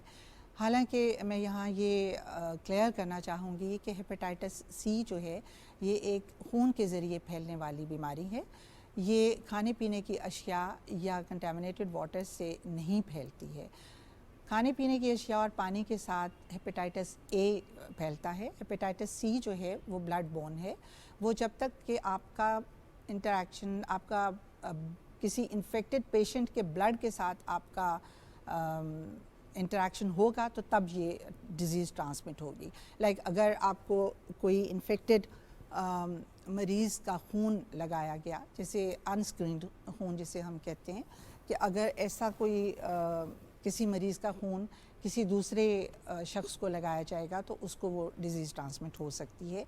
या अगर इसी तरीके से आप देखें, जो अनलाइसेंस्ड प्रैक्टिशनर्स, जिस तरह हमारे यहाँ बहुत कॉमन प्रैक्टिस है कि बिला वजह के इंजेक्शंस दे दिए जाते हैं जिनकी ज़रूरत नहीं होती। इंजेक्शन के अलावा और तरीक़ों से भी इलाज किया जा सकता है, लेकिन अननेसेसरी इंजेक्शंस दिए जाते हैं, और वो इंजेक्शंस स्टेराइल इक्विपमेंट या स्टेराइल सिरिंजेस के ज़रिए नहीं दिए जा रहे होते। तो उनके ज़रिए अगर किसी ऐसे शख्स को जिसमें हेपेटाइटिस सी का वायरस मौजूद है, उसको जो इंजेक्शन या जिस सिरिंज के ज़रिए इंजेक्शन दिया गया, वही नीडल, वही सिरिंज अगर किसी हेल्दी इंसान पर इस्तेमाल की जाएगी, तो उसको भी वही जर्म्स ट्रांसफ़र होंगे, वही वायरस ट्रांसफ़र होगा, और वही हेपेटाइटिस सी उसके अंदर भी चला जाएगा। इसी तरीके से जो है, जैसे आप कह रही हैं कि हम किस तरीके से इससे बच सकते हैं, तो उसके लिए सबसे इम्पॉर्टेंट तो ये है कि आप किसी भी ऐसे इंस्ट्रूमेंट या किसी भी ऐसी चीज़ के साथ किसी चीज़ का इस्तेमाल ना करें जिस पर किसी दूसरे का ब्लड लगा हुआ हो। बहुत सारे लोग जाते हैं बार्बर शॉप पे जाते हैं कटिंग करवाने के लिए या शेव बनवाने के लिए, तो वो रेजर्स होते हैं। एग्जैक्टली यही इसी तरफ मैं आ रही थी कि जैसे जिस तरह रेज़र इस्तेमाल किया गया और उस पर कोई भी ब्लड का ड्रॉप लग गया, या इवन आपको नज़र नहीं आ रहा होता, पाँच दफ़ा ऐसा भी होता है, तो जब भी आप इस तरह की कोई भी चीज़ इस्तेमाल करें तो मेक श्योर कि वो पहले किसी दूसरे पे इस्तेमाल नहीं हुई है। डिस्पोजेबल रेजर्स का इस्तेमाल होना चाहिए, डिस्पोजेबल सिरिंजेस का इस्तेमाल होना चाहिए, इवन टूथब्रश भी किसी दूसरे का इस्तेमाल नहीं करना चाहिए, क्योंकि उस पर भी इम्कान है। या इस तरह के कोई भी आलात या कोई भी इस तरह की अशिया जो किसी दूसरे ने इस्तेमाल की और उस पर इम्कानात हैं कि ब्लड, दूसरे का ब्लड उस पर लगा होगा, तो वो चीज़ इस्तेमाल नहीं करनी चाहिए, बिकॉज़ आपको पता नहीं होता कि दूसरे के अंदर कौन सी बीमारी मौजूद है, कौन सा वायरस या कौन सा ऐसा जर्म है जो आपको भी ट्रांसमिट हो सकता है उससे। तो इन चीज़ों का एहतियात करनी चाहिए, और इसके साथ साथ अनसेफ सेक्सुअल प्रैक्टिसेस को भी अवॉइड करना चाहिए, बिकॉज वो भी एक ज़रिया है इस इन्फेक्शन के फैलाव का। बिल्कुल सही। सही। डॉक्टर साहब, हेपेटाइटिस सी के बारे में कहा जाता है कि इसकी स्टेजेस होती हैं डिफरेंट। बहुत सारे लोग कहते हैं कि ये साइलेंट किलर है, इसका पता ही नहीं चलता, जी, सामने बिल्कुल। नहीं आता, टेस्ट में भी उस तरह से नहीं पता चलता, तो पीसीआर टेस्टिंग में सामने आ जाएगा। जी बिल्कुल, इसी तरीके से आप बिल्कुल सही कह रहे हैं। बहुत से लोगों को मालूम नहीं होता कि उनके अंदर ये वायरस मौजूद है या वो इन्फेक्टेड हैं, क्योंकि उन्होंने कभी टेस्ट नहीं कराया होता या उनको कोई सिम्टम्स नहीं ऐसे अपीयर हुए थे। इसीलिए इसको साइलेंट किलर कहा जाता है कि ज़रूरी नहीं कि अगर किसी को ये इन्फेक्शन हुई है तो उसके अलामात भी ज़ाहिर हों, उसके सामने आए। जब तक अलामात ज़ाहिर नहीं होती उस वक़्त तक ऑब्वियसली लोग किसी प्रैक्टिशनर, किसी डॉक्टर के पास या किसी हेल्थ केयर प्रोवाइडर के पास नहीं जाते, कोई टेस्ट नहीं करवाते, तो उनको पता नहीं चलता। इसलिए इसको साइलेंट किलर कहा जाता है। जहाँ तक स्टेजेस की बात है, डेफिनेटली ये एक्यूट फॉर्म में भी है और क्रॉनिक फॉर्म में भी हो सकता है। एक्यूट फॉर्म उमूमन 4 से 6 हफ्ते में पेशेंट नेचुरली ठीक हो जाएगा। लेकिन क्रॉनिक फॉर्म में जब वो मज़ीद देर तक वो वायरस आपके जिस्म में रहता है तो वो अंदर ही अंदर जो कि आपको पता नहीं होता, लेकिन वो आपके लिवर को डैमेज करता रहता है। वो आपको जिगर की ख़राबी आहिस्ता आहिस्ता बढ़ते बढ़ते ये अल्टीमेटली सिरोसिस और इवन लिवर कैंसर में तब्दील हो जाता है। और फिर आप ऑब्वियसली जैसे जैसी बीमारी बढ़ती जाती है आपका रिस्क बढ़ता जाता है और फिर एंड पे जाके ये मौत का बायस भी बन सकता है। सही सही। डॉक्टर अतिया, जिस तरह आपने कहा कि अल्टीमेटली वो कैंसर में कन्वर्ट हो जाता है, सिरोसिस का बायस बनता है, तो जो इस तरह के पेशेंट्स होते हैं उनको भी क्या अपना हेपेटाइटिस सी का टेस्ट करवाना चाहिए कि कहीं अंदर वो वायरस तो नहीं, क्योंकि most of the time we are under treatment and we don't know, और हमें डॉक्टर्स भी नहीं कहते कि इसका टेस्ट करवाएं, तो ये भी बहुत ज़रूरी है क्या? जी बिल्कुल, बहुत ज़रूरी है। जो इस तरह के मरीज़ हैं उनका तो जो भी लिवर की किसी भी कॉम्प्लिकेशन के साथ आता है हेल्थ फैसिलिटीज़ में, तो उनके ये टेस्ट तो डेफिनेटली होते हैं। इवन जो हमारे हॉस्पिटल्स हैं उनमें हेपेटाइटिस के बी और सी की दोनों टेस्टिंग बिफोर आप किसी सर्जरी से पहले या डिलीवरी से पहले या इस तरह के किसी भी प्रोसीजर से पहले ये टेस्ट ज़रूर किए जाते हैं। लेकिन ज़रूरी नहीं होता, हर शख्स तो नहीं हॉस्पिटल में जाता जो अपने आप को सेहतमंद समझ रहे होते हैं, बज़ाहिर दिखने में वो सेहतमंद हैं, उनको कोई ऐसी अलामात नहीं हैं, तो वो अपने आप को सेहतमंद समझ रहे होते हैं, लेकिन वो इस वायरस को कैरी कर रहे होते हैं और वही लोग ख़तरे का बायस बनते हैं दूसरे लोगों के लिए जिनके बारे में इल्म नहीं होता। तो हमने उन्हीं लोगों को ढूंढना है बेसिकली इस जो हमारा प्रोग्राम है इसके ज़रिए कि हम तमाम लोगों की स्क्रीनिंग करें और हमें फिर पता चले कि उनमें से कौन से लोग ऐसे हैं जो इस वायरस को कैरी कर रहे हैं, ताकि फिर आगे उनके फर्दर टेस्ट हो सकें और अगर उनमें से जो पॉजिटिव होंगे उनका इलाज किया जा सके। डॉक्टर साहब, आपने इस प्रोग्राम के हवाले से बात की है तो थोड़ा सा हम कहेंगे बहुत फार फ्लांग एरियाज़ हैं, ख़ासतौर पर अगर हम उन इलाकों की बात करें जहाँ पर हेल्थ की फैसिलिटीज़ उस तरह से नहीं है, सिर्फ हेल्थ मराकज़ मौजूद हैं, तो टेस्टिंग की, स्क्रीनिंग की और फिर उसके बाद इलाज की सहूलियात पूरे पाकिस्तान में ये पूरा हमारा जो हेल्थ का नेटवर्क है इसके ज़रिए होंगी या लोग अप्रोच करेंगे खुद से? जी, दोनों तरीके से हम इसकी 2 pronged अप्रोच यूज़ करेंगे इंशाल्लाह ताला। उसमें ये होगा कि हेल्थ फैसिलिटीज़ एक तो मैं ये भी बताती चलूँ कि हमारे प्रोविंशियल लेवल पे इस वक्त hepatitis control programs already run हो रहे हैं सूबाई हुकूमतों के जो हैं महकमा सेहत के तहत, और उन फैसिलिटीज़ में ऑलरेडी ये सब सिलसिला चल रहा है। लेकिन वहाँ पे तो वो लोग आते हैं जिन पे कोई सिम्टम्स अपीयर होते हैं, फिर वो अप्रोच करते हैं, हेल्थ फैसिलिटी तक आते हैं। हमने जैसे मैंने कहा कि उन लोगों को ढूंढना है जो लोग ये वायरस कैरी कर रहे हैं, ना सिर्फ वो कि जिनमें अलामात हैं बल्कि वो लोग जिनको मालूम नहीं है कि वो इन्फेक्टेड हैं। ठीक है, तो उसके लिए दोनों तरीके इस्तेमाल किए जाएंगे। जो लोग हेल्थ फैसिलिटी पे आ रहे हैं, हर वो शख्स जो हेल्थ फैसिलिटी पे आएगा उसका ये टेस्ट मस्ट होगा, स्क्रीनिंग मस्ट होगी। तमाम हेल्थ फैसिलिटीज़ पे आप तमाम टीयर्स पे देख लें, जो बेसिक हेल्थ फैसिलिटीज़ हैं लाइक जैसे बेसिक हेल्थ यूनिट्स हैं, रूरल हेल्थ सेंटर्स हैं, तहसील हेडक्वार्टर हॉस्पिटल्स हैं, डिस्ट्रिक्ट लेवल के हेल्थ क्वार्टर्स हैं, डिस्पेंसरीज हैं, और उसके बाद सेकेंडरी लेवल के हॉस्पिटल्स हैं, टर्शियरी केयर के हॉस्पिटल्स हैं, यानी तमाम लेवल की हेल्थ फैसिलिटीज़ पे ये सहूलत होगी और ये टेस्ट किए जाएंगे फ्री ऑफ कॉस्ट। इसके साथ साथ जैसे आपने बात की कि फार फ्लंग एरियाज़ हैं जहाँ पे हेल्थ फैसिलिटीज़ या तो फंक्शनल नहीं हैं यहाँ, या फिर उनकी जियोग्राफिकल एक्सेस इतनी मुश्किल है कि लोग हेल्थ फैसिलिटी तक पहुँच नहीं पाते, तो उनके लिए हम कम्युनिटी बेस्ड वर्कर्स के ज़रिए हमारे प्लान में ये शामिल है کہ ہم ان کے لیے موبائل وینس کے تھرو یہ ٹیسٹنگ اور PCR ٹیسٹنگ بھی ایون اور ٹریٹمنٹ بھی ڈور ٹو ڈور لے کر جائیں گے، اور ان وینس میں ہی ان کی تمام یہ ٹیسٹنگ اور ٹریٹمنٹ یعنی ہو کہ نا سکے گی۔ موبائل میں بھی ان کو فیسیلیٹیٹ کیا جائے Exactly. گا۔ بہت شکریہ doctor Atiya for your time. ہمارے ساتھ ڈاکٹر عطیہ موجود تھیں جو کہ بات کر رہی تھی ہیپیٹائٹس سی سے حکومت کی جانب سے جو اقدامات کیے ہیں اس حوالے سے بات کی جا رہی تھی، اور اٹس فری آف کاسٹ کہ اگر اس کا ٹریٹمنٹ ہوگا اور پازیٹیو اگر آپ آ گئے ہیں خدا نخواستہ تو اس کا سارا ٹریٹمنٹ جو ہے وہ گورنمنٹ بیئر کرے گی۔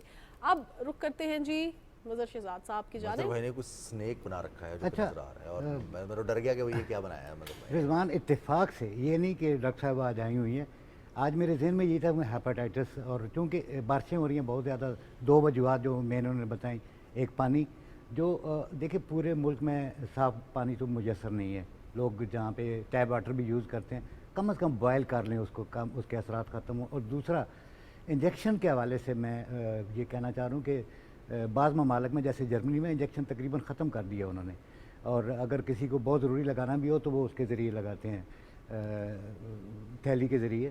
تو پاکستان میں بھی اب ایسی انجیکشن آ گئی ہیں، سرنج آ گئی ہیں جو ایک دفعہ پمپ ہوتی ہیں اس کے بعد ختم ہو جاتی واپس ہی نہیں آتی۔ اس معاملے میں احتیاط بہت کرنی چاہیے اور دیکھنا چاہیے، اللہ تعالیٰ بچائے اس بیماری سے، جو جیسے ڈاکٹر صاحب نے کہا کہ یہ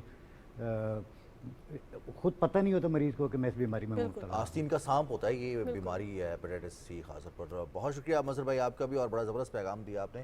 تو اپنی صحت کا خیال رکھنا ہماری ذمہ داری ہے، کیونکہ ہم سے جڑے ہمارے اپنے پیارے، ان کی صحت بھی ہمارے لیے اتنی ہی میٹر کرتی ہے۔ خدا نہ خواستہ اگر ہم سمپٹومیٹک ہیں اور ہمیں فرق نہیں پڑ رہا، لیکن ہماری وجہ سے ہمارے پیارے متاثر ہو سکتے ہیں۔ بالکل جناب، اور یہ بینگ اے رسپانسبل سٹیزن ہم سب پر یہ ذمہ داری عائد ہے کہ اگر ہم کسی ایسی بیماری کا شکار ہیں تو ہم نے دنیا کو، لوگوں کو اس سے بچانا ہے، اور اپنی یوز ہوئی ہوئی چیزیں، اپنی یوز ہوئی ہوئی سرنجز یا اپنی یوز ہوئے ہوئے اکوپمنٹس، چاہے ہم باربر شاپ پہ جائیں، نائی کی دکان پہ جائیں، سیلون جائیں، تو ہم نے خود لے کے جانی ہے اپنی چیزیں، اور کوشش کرنی ہے کہ ہماری چیز کوئی بھی گھر میں بھی استعمال نہ کرے۔ سڑک کنارے جو دندان ساز بیٹھے ہیں ان سے ذرا بچ کے رہیے گا۔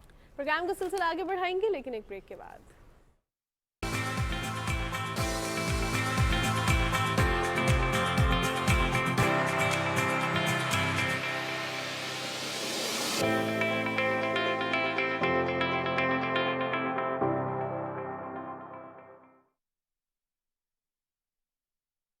ماحول کو آلودگی سے بچانے کے لیے اپنی گاڑیوں کا باقاعدہ چیک اپ کروائیں۔ فصلوں کی باقیات اور کوڑے کرکٹ کو آگ مت لگائیں۔ دھواں ماحول کو آلودہ کر رہا ہے۔ ماحول کو صاف رکھیں، اپنے لیے، اپنی آئندہ نسلوں کے لیے۔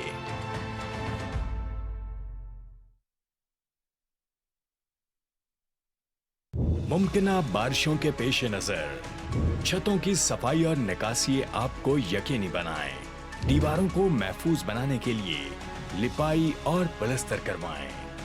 بوسیدہ اور کچے مکانوں میں قیام سے گریز کریں۔ برساتی نالوں میں نہانے یا اس کے قریب جانے سے اجتناب کریں۔ نشیبی علاقوں کے مکین نچلی منزل سے قیمتی اشیاء خصوصاً ضروری کاغذات وغیرہ کو بلند و محفوظ جگہ پر رکھیں۔ طوفانی بارشوں میں بجلی کے کھمبوں، سائن بورڈ اور درختوں سے دور رہیں۔ گھر میں خشک راشن، ضروری ادویات، ٹارچ، ماچس، مچھروں سے بچاؤ کی ادویات اور ضروری کاغذات کا بندوبست رکھیں۔ موسم اور سیلابی صورتحال سے آگاہ رہیں۔ آپ کی اور آپ کے خاندان کی جان قیمتی ہے۔ محتاط رہیں، محفوظ رہیں۔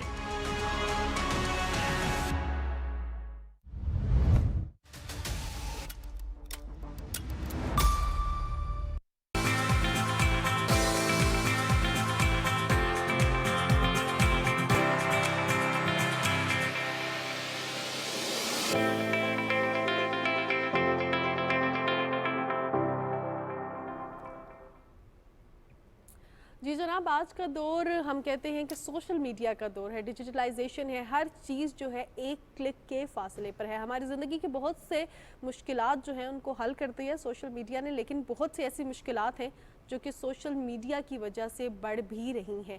ہم دیکھتے ہیں کہ جب بچے سوشل میڈیا کا استعمال کر رہے ہوتے ہیں یا بڑے بھی استعمال کر رہے ہوتے ہیں تو ہم بہت زیادہ مس انفارمیشن کا شکار ہو جاتے ہیں.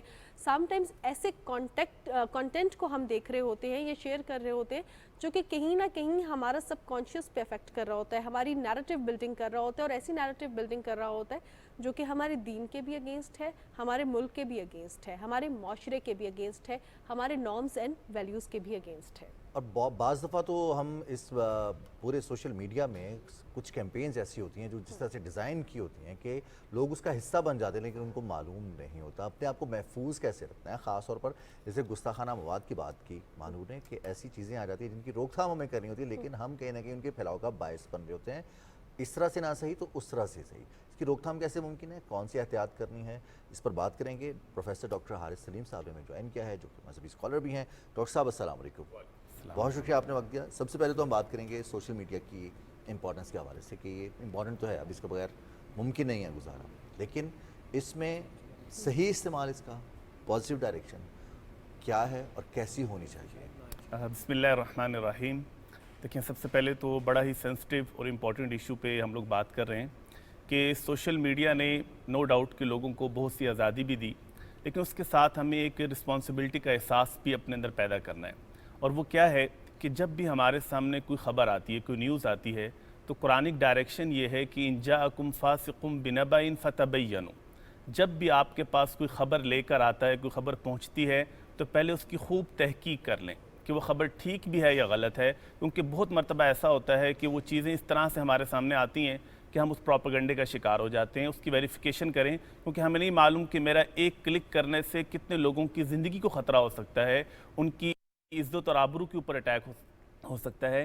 اس لیے سب سے پہلی انسٹرکشن تو یہ ہے کہ ہمیں اس کی تحقیق کرنی چاہیے. اور پیارے آقا علیہ الصلوۃ والسلام کی بھی تعلیمات ہیں, کفا بالمرء کذبا ان یحدث بکل ما سمع, کہ انسان کے جھوٹا ہونے کے لیے اتنا کافی ہے کہ ہر سنی سنائی بات کو یقین کر کے آگے پہنچا دے. تو پہلی چیز تو یہ ہے کہ ہم اس خبر کی خوب تحقیق کر لیں. اب اگر خبر ٹھیک ہے لیکن ہمیں لگتا ہے کہ اس میں مذہبی منافرت پھیل سکتی ہے, وہ اسلام کے خلاف ہے, پاکستان کے خلاف ہے, کسی بندے نے ایسی پوسٹ کر دی ہے, تو دوسرا ہمارا ریئیکشن ہوگا کہ ہم اس کو شیئر نہ کریں. دیکھیے شیئرنگ جو ہے آج کے دور کی بہت بڑی پاور ہے. ہر دور کا ویپن ہوتا ہے نا, پہلے زمانے کا ویپن کچھ اور تھا, آج کے دور کی جو 5th جنریشن وار ہے وہ شیئرنگ کے ذریعے سے چیز پھیلتی ہے. اب دیکھیں نبی کریم صلی اللہ علیہ وسلم کے دور میں جو مشرکین تھے یا آپ کے دشمن تھے, انہوں نے آپ کے خلاف بہت سا مواد اکٹھا کیا اور سلیو گرلز کو بلاتے تھے اور وہ کلام پڑھتی تھی سارا. نبی علیہ السلام کو تکلیف ہوتی, صحابہ کو تکلیف ہوتی. آج آپ حیران ہوں گے کہ پوری ہسٹری کے اندر جو عرب کی ہسٹری ہے, چاہے وہ مسلمانوں نے کمپائل کی ہے یا نان مسلم نے, کوئی ایک آپ کو شعر بھی نہیں ملتا. کیوں نہیں ملتا؟ وہ تو بہت شعر, کیونکہ ان کا تو رواج یہی تھا کہ وہ تو شعر و شاعری کے ذریعے سے ہی اپنی بڑھاس نکالتے تھے. کیوں نہیں ملتا کہ کسی صحابی نے اس کو آگے شیئر نہیں کیا, یہ کہہ کے بھی نہیں کیا کہ لعنت بھیج کے شیئر کریں, یہ کہہ کے بھی نہیں کیا کہ لوگوں کو ہم بتائیں کہ انہوں نے کتنی غلط بات کی. جب انہوں نے اس کو اگنور کر دیا تو آج وہ چیز معاشرے سے ہی ختم ہوگی. تو دوسری چیز ہم نے کرنی ہے کہ کوئی ایسا ڈیٹا آتا ہے اس کو اگنور کر دیں خود بخود. جب وہ اگنور ہوگا تو آپ دیکھیں گے کہ وہ چیز آگے پھیل ہی نہیں سکے گی. یہ تو پھر شیئرنگ سے بڑا ویپن ہو گیا اگنور کرنا. جی اگنور اور یہ کرنا. جس طرح آپ نے بات کی, ہم دیکھتے ہیں کہ بہت سے لوگ, جس طرح ہم نے کہا کہ نادانستہ طور پہ ہم اس کیمپین کا حصہ بنتے ہیں کہ ہم خود اس کو پھیلاتے ہیں کہ یہ دیکھیں کتنی غلط چیز ہے, اس کو رپورٹ کریں.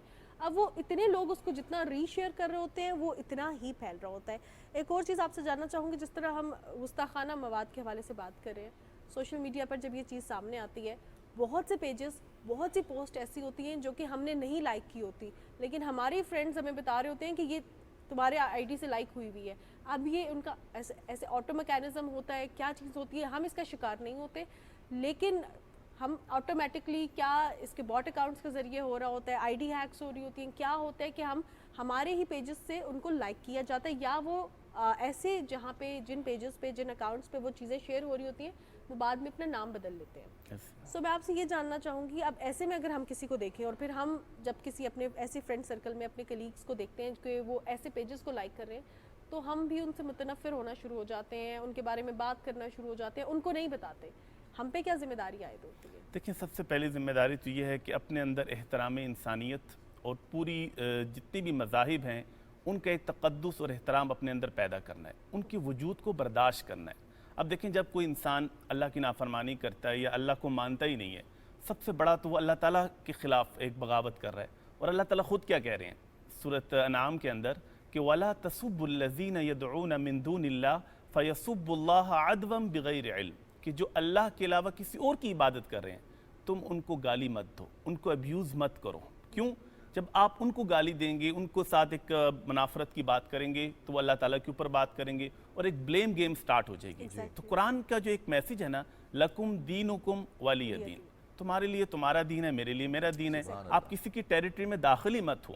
تو سب سے پہلی چیز تو یہ کہ ہم نے ہر انسان کی وجود کو برداشت کرنا ہے، اور جو ایک احترام انسانیت کا درس اسلام نے دیا اس کو سامنے رکھتے ہوئے اگر سورہ حجرات کا آپ سیکنڈ رکوع دیکھیے، اس میں اللہ فرماتے ہیں کہ لا یسخر، کسی کا مذاق نہ اڑاؤ، کسی کی جاسوسی نہ کرو، تانا مت دو، کسی کو برے ناموں سے نہ پکارو. وہی جو 6 پوائنٹس ہیں ان کو اگر آج ہم امپلیمنٹ کر لیں تو وہ سارے مسائل حل ہو سکتے ہیں. تو پہلی چیز تو یہ کہ ان کو ہم برداشت کریں. دوسری بات یہ کہ ان کو سمجھایا جا سکتا ہے، کوئی ایسی چیز ہے اور سمجھانے کے لیے پبلکلی اس کو ہائی لائٹ کرنے کی ضرورت نہیں ہوتی. آپ اکیلے بیٹھے ان کے ساتھ، صحابہ فرماتے ہیں نبی علیہ السلام کو کسی کی بات بری لگتی تو آپ موقع پہ فوراً نہیں کہتے تھے، کسی اور موقع پہ کہتے فما بال الناس یفعلون ہکذا، لوگوں کو کیا ہو گیا کہ لوگ ایسے ایسے کام کرتے ہیں. جس نے کیا ہوتا اس کو پتہ چل جاتا.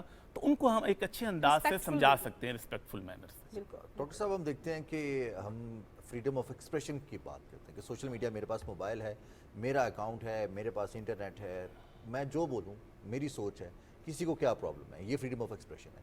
لیکن اس حوالے سے اب میرا فریڈم یہ تو نہیں ہے کہ میں ڈاکٹر حارث یا ماہنور کی سپیس ختم کرنا شروع کر دوں، ان کے لیے خطرناک ہو جاؤں کہ ان کے لیے مسائل پیدا ہونا شروع ہو جائیں. اس حوالے سے کیا ٹیچنگز ہیں ہماری کہ ہمیں اگلے کی باؤنڈری کی، اگلے کی لمٹ کی اور اس کی ایگزسٹنس کی بھی رسپیکٹ کرنی ہے؟ دیکھیے پوری دنیا کے اندر جب بھی رائٹس کی بات ہوتی ہے، آپ UDHR کو اٹھا لیں، universal declaration of human rights, وہ بھی یہ کہتے ہیں کہ آپ کو جب بھی ہم رائٹس دیتے ہیں تو وہ ایبسلوٹ رائٹس نہیں ہوتے، وہ ریسٹرکٹڈ ہوتے ہیں.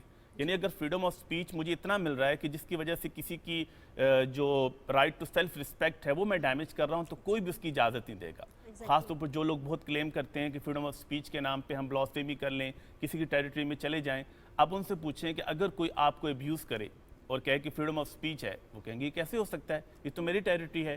اسی طریقے سے ہر ایک کی کچھ باؤنڈریز ہیں، اور اسلام ہونے کے ناطے، مسلمان ہونے کے ناطے اللہ کے نبی نے وہ باؤنڈریز سیٹ کر دی ہیں کہ دیکھیں ایک انسان کی عزت، جان، مال، آبرو کا تحفظ سب سے بڑی امپورٹنٹ چیز ہے.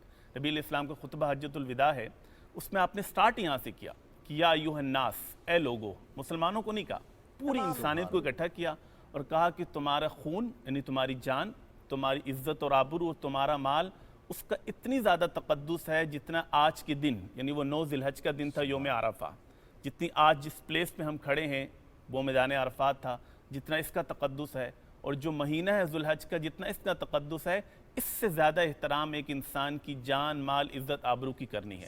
تو جب بھی آپ کو ہمیں اسلام یا کوئی بھی رائٹس ملتے ہیں، ڈیفینیٹلی اس کے ساتھ ایک ذمہ داری بھی ملتی ہے.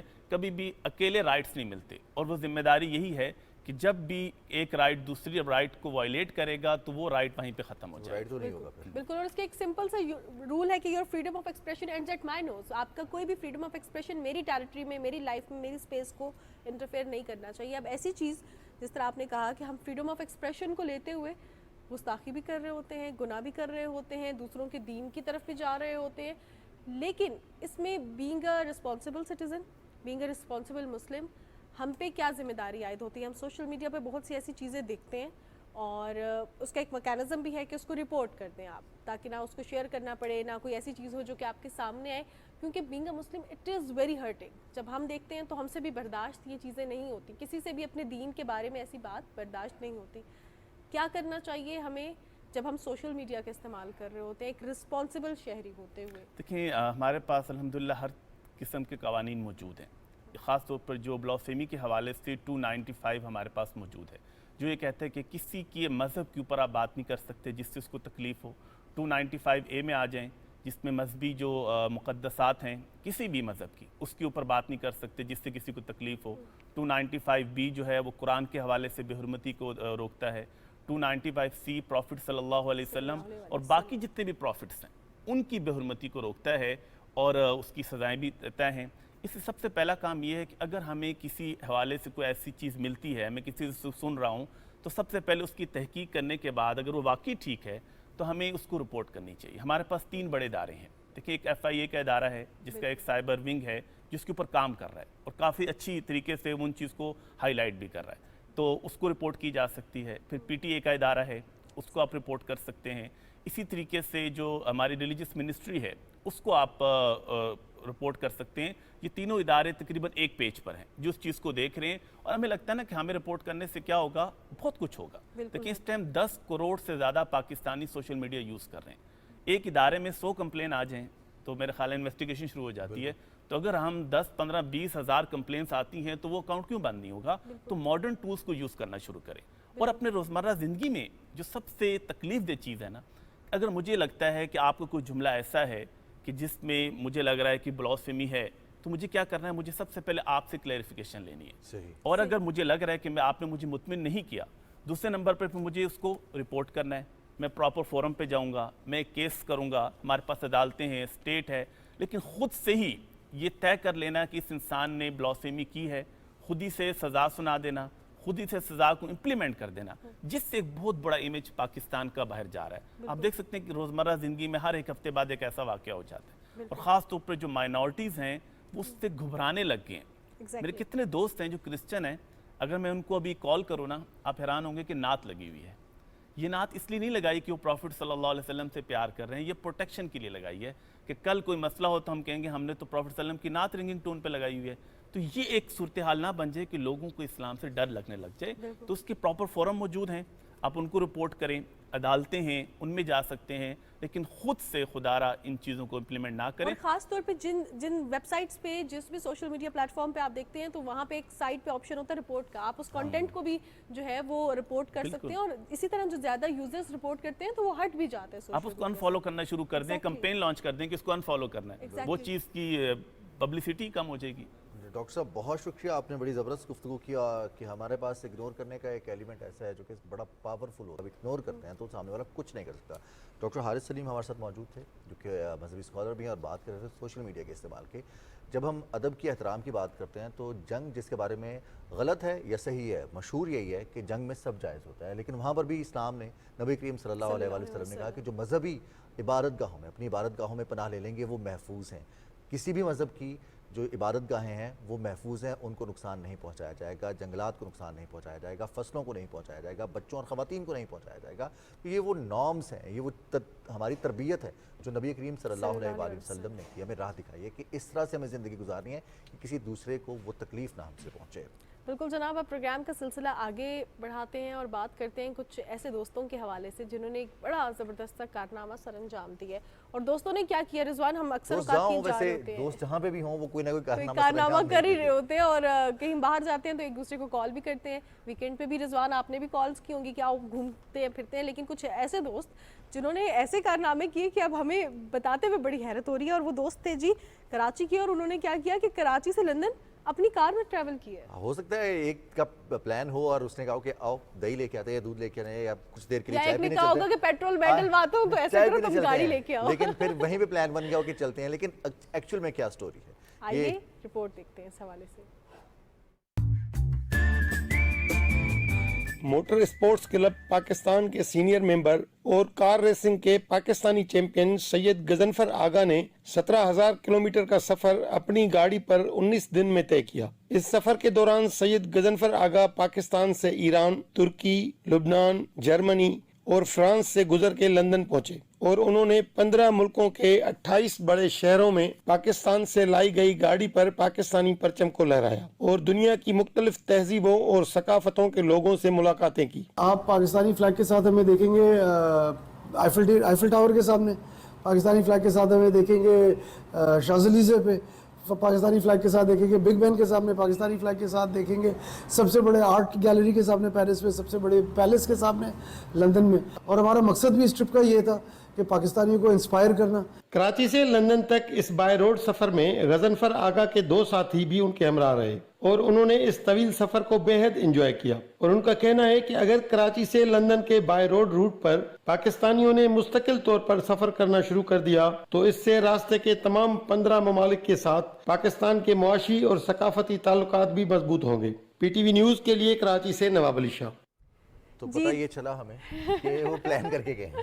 बिल्कुल जनाब, प्लान करके गए थे, ऐसे नहीं चाय पीते पीते उनका जो है ना ये प्लान बन गया कि चलो भाई आज ऐसा करते हैं, छोड़ो अब पाकिस्तान में लोकली नहीं, आज बाहर चलते हैं मुल्क से। और उन्होंने कहा है कि पाकिस्तान के झंडे के साथ आप हमें फ्रांस में भी देखेंगे, दीगर ममालिक में भी देखेंगे, दीगर जगहों पे भी देखेंगे, and that's quite में भी lovely। जाएंगे ये। क्या बात है जी, अच्छी बात है, जब आप निकले हैं अपनी गाड़ी है तो घूम फिर आए।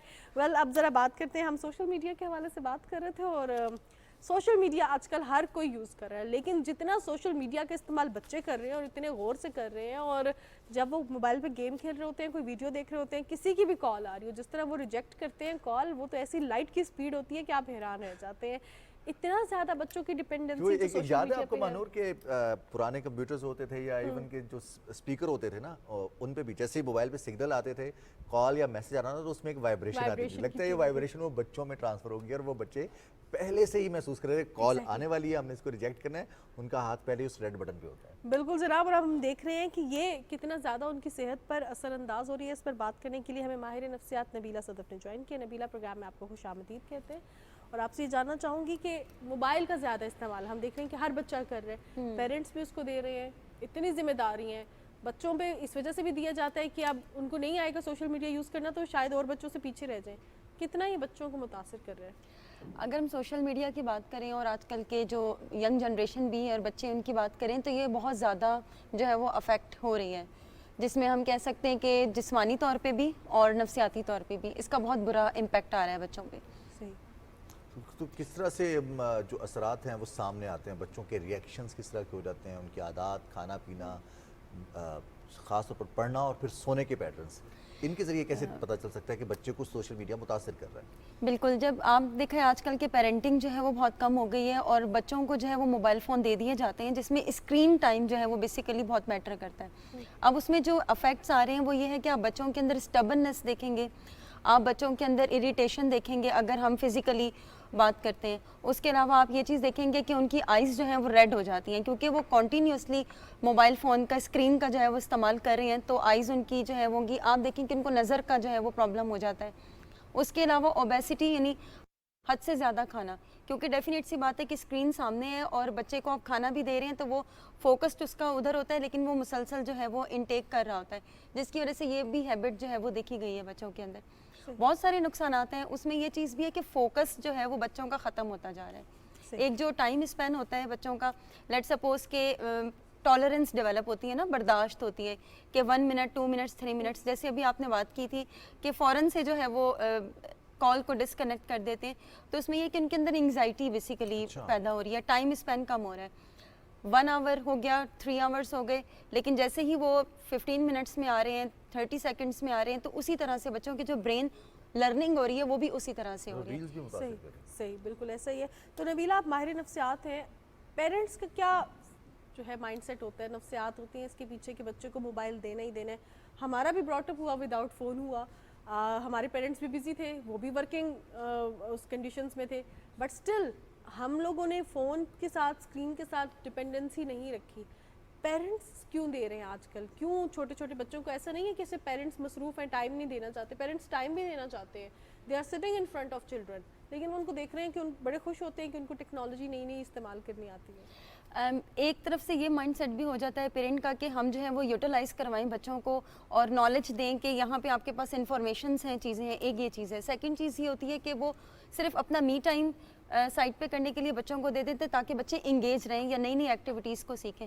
कोविड के बाद ये चीज़ जो है वो बहुत ज़्यादा हो गई थी, ऑनलाइन जो है क्लासेस थी बच्चों की, तो उसकी वजह से भी ये चीज़ और डेवलप हो गई कि ठीक है बच्चे को आपने बिठा दिया और उसके बाद स्क्रीन दे दी ताकि वो उस चीज़ को लर्न कर सकें। उसके अलावा जो पेरेंटिंग है हमारे टाइम पे जिस टाइम था, तो वहाँ पे एक चीज़ लैकिंग नहीं कर रही थी, वो ये थी कि हम लोगों को स्क्रीन नहीं दी जाती थी। 1 आवर का ड्रामा होता था या कार्टून होता था, वो हम देखते थे और उसके बाद फिर हम अपनी फ़िज़िकल एक्टिविटीज़ की तरफ जाते थे। अब यहाँ पर ये है कि फ़िज़िकल एक्टिविटीज़ नहीं है, ان کو لگتا ہے کہ مینٹل ایکٹیویٹیز ہیں, بچہ انٹیلیجنٹ ہے تو وہ اپنی چیزیں وہاں پہ یوٹیلائز کرے گا. اب جو ہے وہ فزیکل چیزوں کی جو ہے وہ لیکنگ ہے, ایکسرسائزز نہیں ہے, اس کے علاوہ انہیں کوئی پروڈکٹیو کام میں جو ہے وہ انگیج نہیں کیا جاتا, اس کے علاوہ اور جو ہم کہہ سکتے ہیں پلے کر سکتا ہے بچہ, فٹ بال کھیل سکتا ہے, اس طرف نہیں ہے فوکس. وہ ساری جو گیم ہے وہ سب کچھ ٹرانسفر ہو گئی ہے اسکرین پہ, تو جس کی وجہ سے یہ ایک لیکنگ آ رہی ہے پیرنٹنگ میں. تو کیا بیلنس روٹین ہونی چاہیے ویسے فزیکل ایکٹیویٹی کی بھی اور اسکرین ٹائم کتنا ہونا چاہیے, کیونکہ اس کے بغیر تو اب گزارا ممکن نہیں ہے؟ اس میں ہم یہ کہہ سکتے ہیں کہ پیرنٹنگ ہے نا, اور ہم بچوں سے اس چیز کو ریلیٹ کر رہے ہیں, تو سب سے پہلے بی ریئلسٹک, یعنی آپ جب بچے کو وہ اسکرین دے رہے ہیں تو آپ کو یہ چیز پتہ ہونی چاہیے کہ میں نے بچے کو کتنے ٹائم کے لیے وہ اسکرین دینی ہے. لیٹ سپوز اب 2 to 3 ایئرس کا بچہ اسے بھی پکڑا دیتے ہیں موبائل, یا آپ 5 to 10 ایئرس کے بچے کی طرف جو ہے اسے بھی پکڑا دیتے ہیں, تو پورے دن میں آپ 1 hour اس کو دیں جو کہ پروڈکٹیو ہو موبائل فون کا, اور انفارچونیٹلی یہ چیز نہیں ہوتی. اس کے علاوہ جو ہے آپ بچوں کو جو ہے ٹائم سے پہلے سلائیں. اب رات کو یہ ہوتا ہے کہ بچے یا تو رات کو یوز کر رہے ہوتے ہیں یا صبح اٹھتے ہی موبائل فون ہوتا ہے, اس میں سے یہ بلو لائٹ جو ہے وہ ٹرانسفر ہو رہی ہوتی ہے جو کہ بچوں کی آئیز پہ افیکٹ کرتی ہے.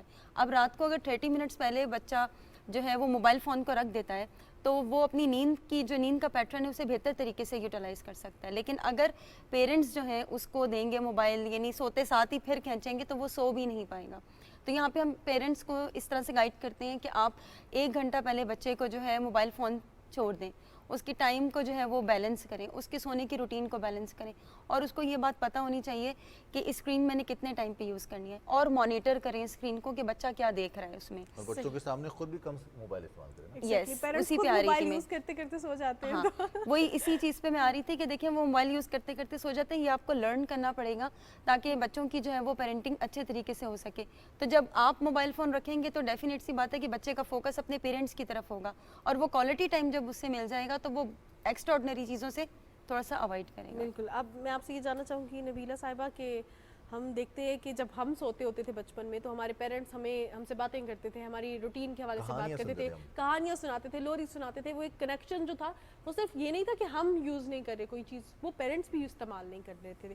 اب کیا ہوتا ہے کہ پیرنٹس خود بھی سوشل میڈیا استعمال کر رہے ہوتے ہیں, اتنی زیادہ فرسٹریشن ہے کہ ہم اور پیرنٹس پھر کمپیئر کر رہے ہوتے ہیں, کیونکہ بچوں ہر ایک کو دل چاہتا ہے کہ ان کے بچے آگے بڑھیں. پھر پیرنٹس جب یہ کمپیئر کرتے ہیں کہ ہم نے یہ دیکھا کہ بچہ آن لائن اتنے کورسز کر رہا ہے, کسی اور کا بچہ اتنا زیادہ جو ہے گیمز میں آگے ہے, اس کو اتنا زیادہ آئیڈیا ہے سوشل میڈیا کا, اس کو اتنا زیادہ آئیڈیا ہے کہ what's happening around the world, تو وہ پھر کہتے ہیں کہ ہمارا بچہ بھی استعمال کرے, کچھ نہ کچھ تو سیکھے گا, اس کا کانفیڈنس بلڈ ہوگا, ولاگس دیکھے گا, کچھ بھی کرے گا, سیکھے گا. اب یہ سائیکی بھی ہے, یہ مجبوری بھی ہے, اور یہ ریالٹی بھی ہے, اس میں کچھ ریالٹی بھی ہے. کیا کرنا چاہیے, ایک بیلنسڈ اپروچ کیسے لے کے چلنی چاہیے, کیونکہ ہم بھی سیکھ رہے ہیں, ہمارے پیرنٹس بھی سیکھ رہے ہیں, جو ہم سے چھوٹے ہیں وہ بھی ابھی سیکھ رہے ہیں, وہ تمام جو ہے وہ ایولیوشن کا پروسیس میں ہے. تو کیا بیلنسڈ اپروچ ہونی چاہیے؟ بیلنس میں یہ ہے کہ پورے دن کی جو روٹین ہے نا اسے آپ لمیٹڈ کریں. لیٹ سپوز کہ اب آپ جیسے کہہ رہی ہیں کہ سوشل میڈیا کے اوپر ہم نے دیکھنا ہے کہ بچہ جو ہے وہ فلانے کا بچہ یہ کام کر رہا ہے اور میرا بچہ یہ نہیں کر رہا, تو آپ نے اپنے بچے کی جو ہے وہ مینٹل اسٹیٹ بھی دیکھنی ہے کہ وہ کس ٹائم تک جو ہے اسکرین یوز کر سکتا ہے, یا وہ کس ٹائم تک سوشل میڈیا کو یوز کر سکتا ہے, یا کس ٹائپ کی انفارمیشن اسے بیسیکلی چاہیے. یہ پیرنٹس نے ہی کرنا ہے. اب پیرنٹس, ایک بچہ ہے جس کے انٹیلیجنس لیول ڈفرینٹ ہے اور دوسرے بچے کا انٹیلیجنس لیول ڈفرینٹ ہے, تو آپ اسے کمپیئر نہیں کر سکتے. بچوں کو آپ نے کمپیئر نہیں کرنا, آپ نے بچے کی اسکلس کے مطابق اسے جو ہے وہ موبائل فون دینا ہے, ٹیب دینا ہے, ٹیبلٹ دینا ہے, تاکہ وہ اس چیز کو وہیں پر ہی یوٹیلائز کرے, سیکھے, اور اس کے بعد پیرنٹس اس چیز کو مانیٹر بھی کریں کہ اس نے کیا چیز لرن کی ہے, اور لرن کرنے کے بعد اسے چھوٹی چھوٹی ایکٹیویٹیز میں بوسٹ کریں کہ یہ آپ کے لیے پروڈکٹیو تھا اور یہ آپ کے لیے پروڈکٹیو نہیں تھا, تاکہ وہ مینٹلی طور پہ اس چیز پہ لرننگ پروسیس میں آئیں کہ اس نے 16 میں یا ٹین ایج میں جا کے کس طرح سے استعمال کرنا ہے یا کیسے جو ہے وہ لمیٹڈ کرنا ہے. ایک اور اس میں جو آتا ہے کہ اسے فوراً سے رپلائی کر دینا. بچوں کو یہ چیز سکھانی چاہیے کہ آپ نے اسکرین پہ کتنا رکھنا ہے, کوئی کال آ رہی ہے تو آپ نے کس طرح سے پیرنٹس کو دینا ہے, اور اس کے بعد میسج کا رپلائی آپ نے فوراً نہیں کرنا. 30 منٹس کے جو کلپس ہیں آپ اسے تھوڑا سا فوکسڈ کر کے اور مانیٹر کر کے دکھائیں تاکہ ان کے اندر ٹالرنس ڈیولپ ہو. بہت شکریہ نبیلہ صدف, آپ آتی ہیں اور پروگرام میں بات کر رہی تھیں بچوں کے حوالے سے کہ بچوں کی صحت کا ہم کیسے خیال رکھ سکتے ہیں, خاص طور پر ذہنی صحت کے حوالے سے. بالکل جناب, آج کے پروگرام سے اتنا ہی. اپنی میزبان ماہنور قریشی اور رضوان علی احمد کو اجازت دیجیے. انشاءاللہ کل آپ سے ملاقات ہوگی. اپنا بہت سا خیال رکھیے گا. اللہ حافظ.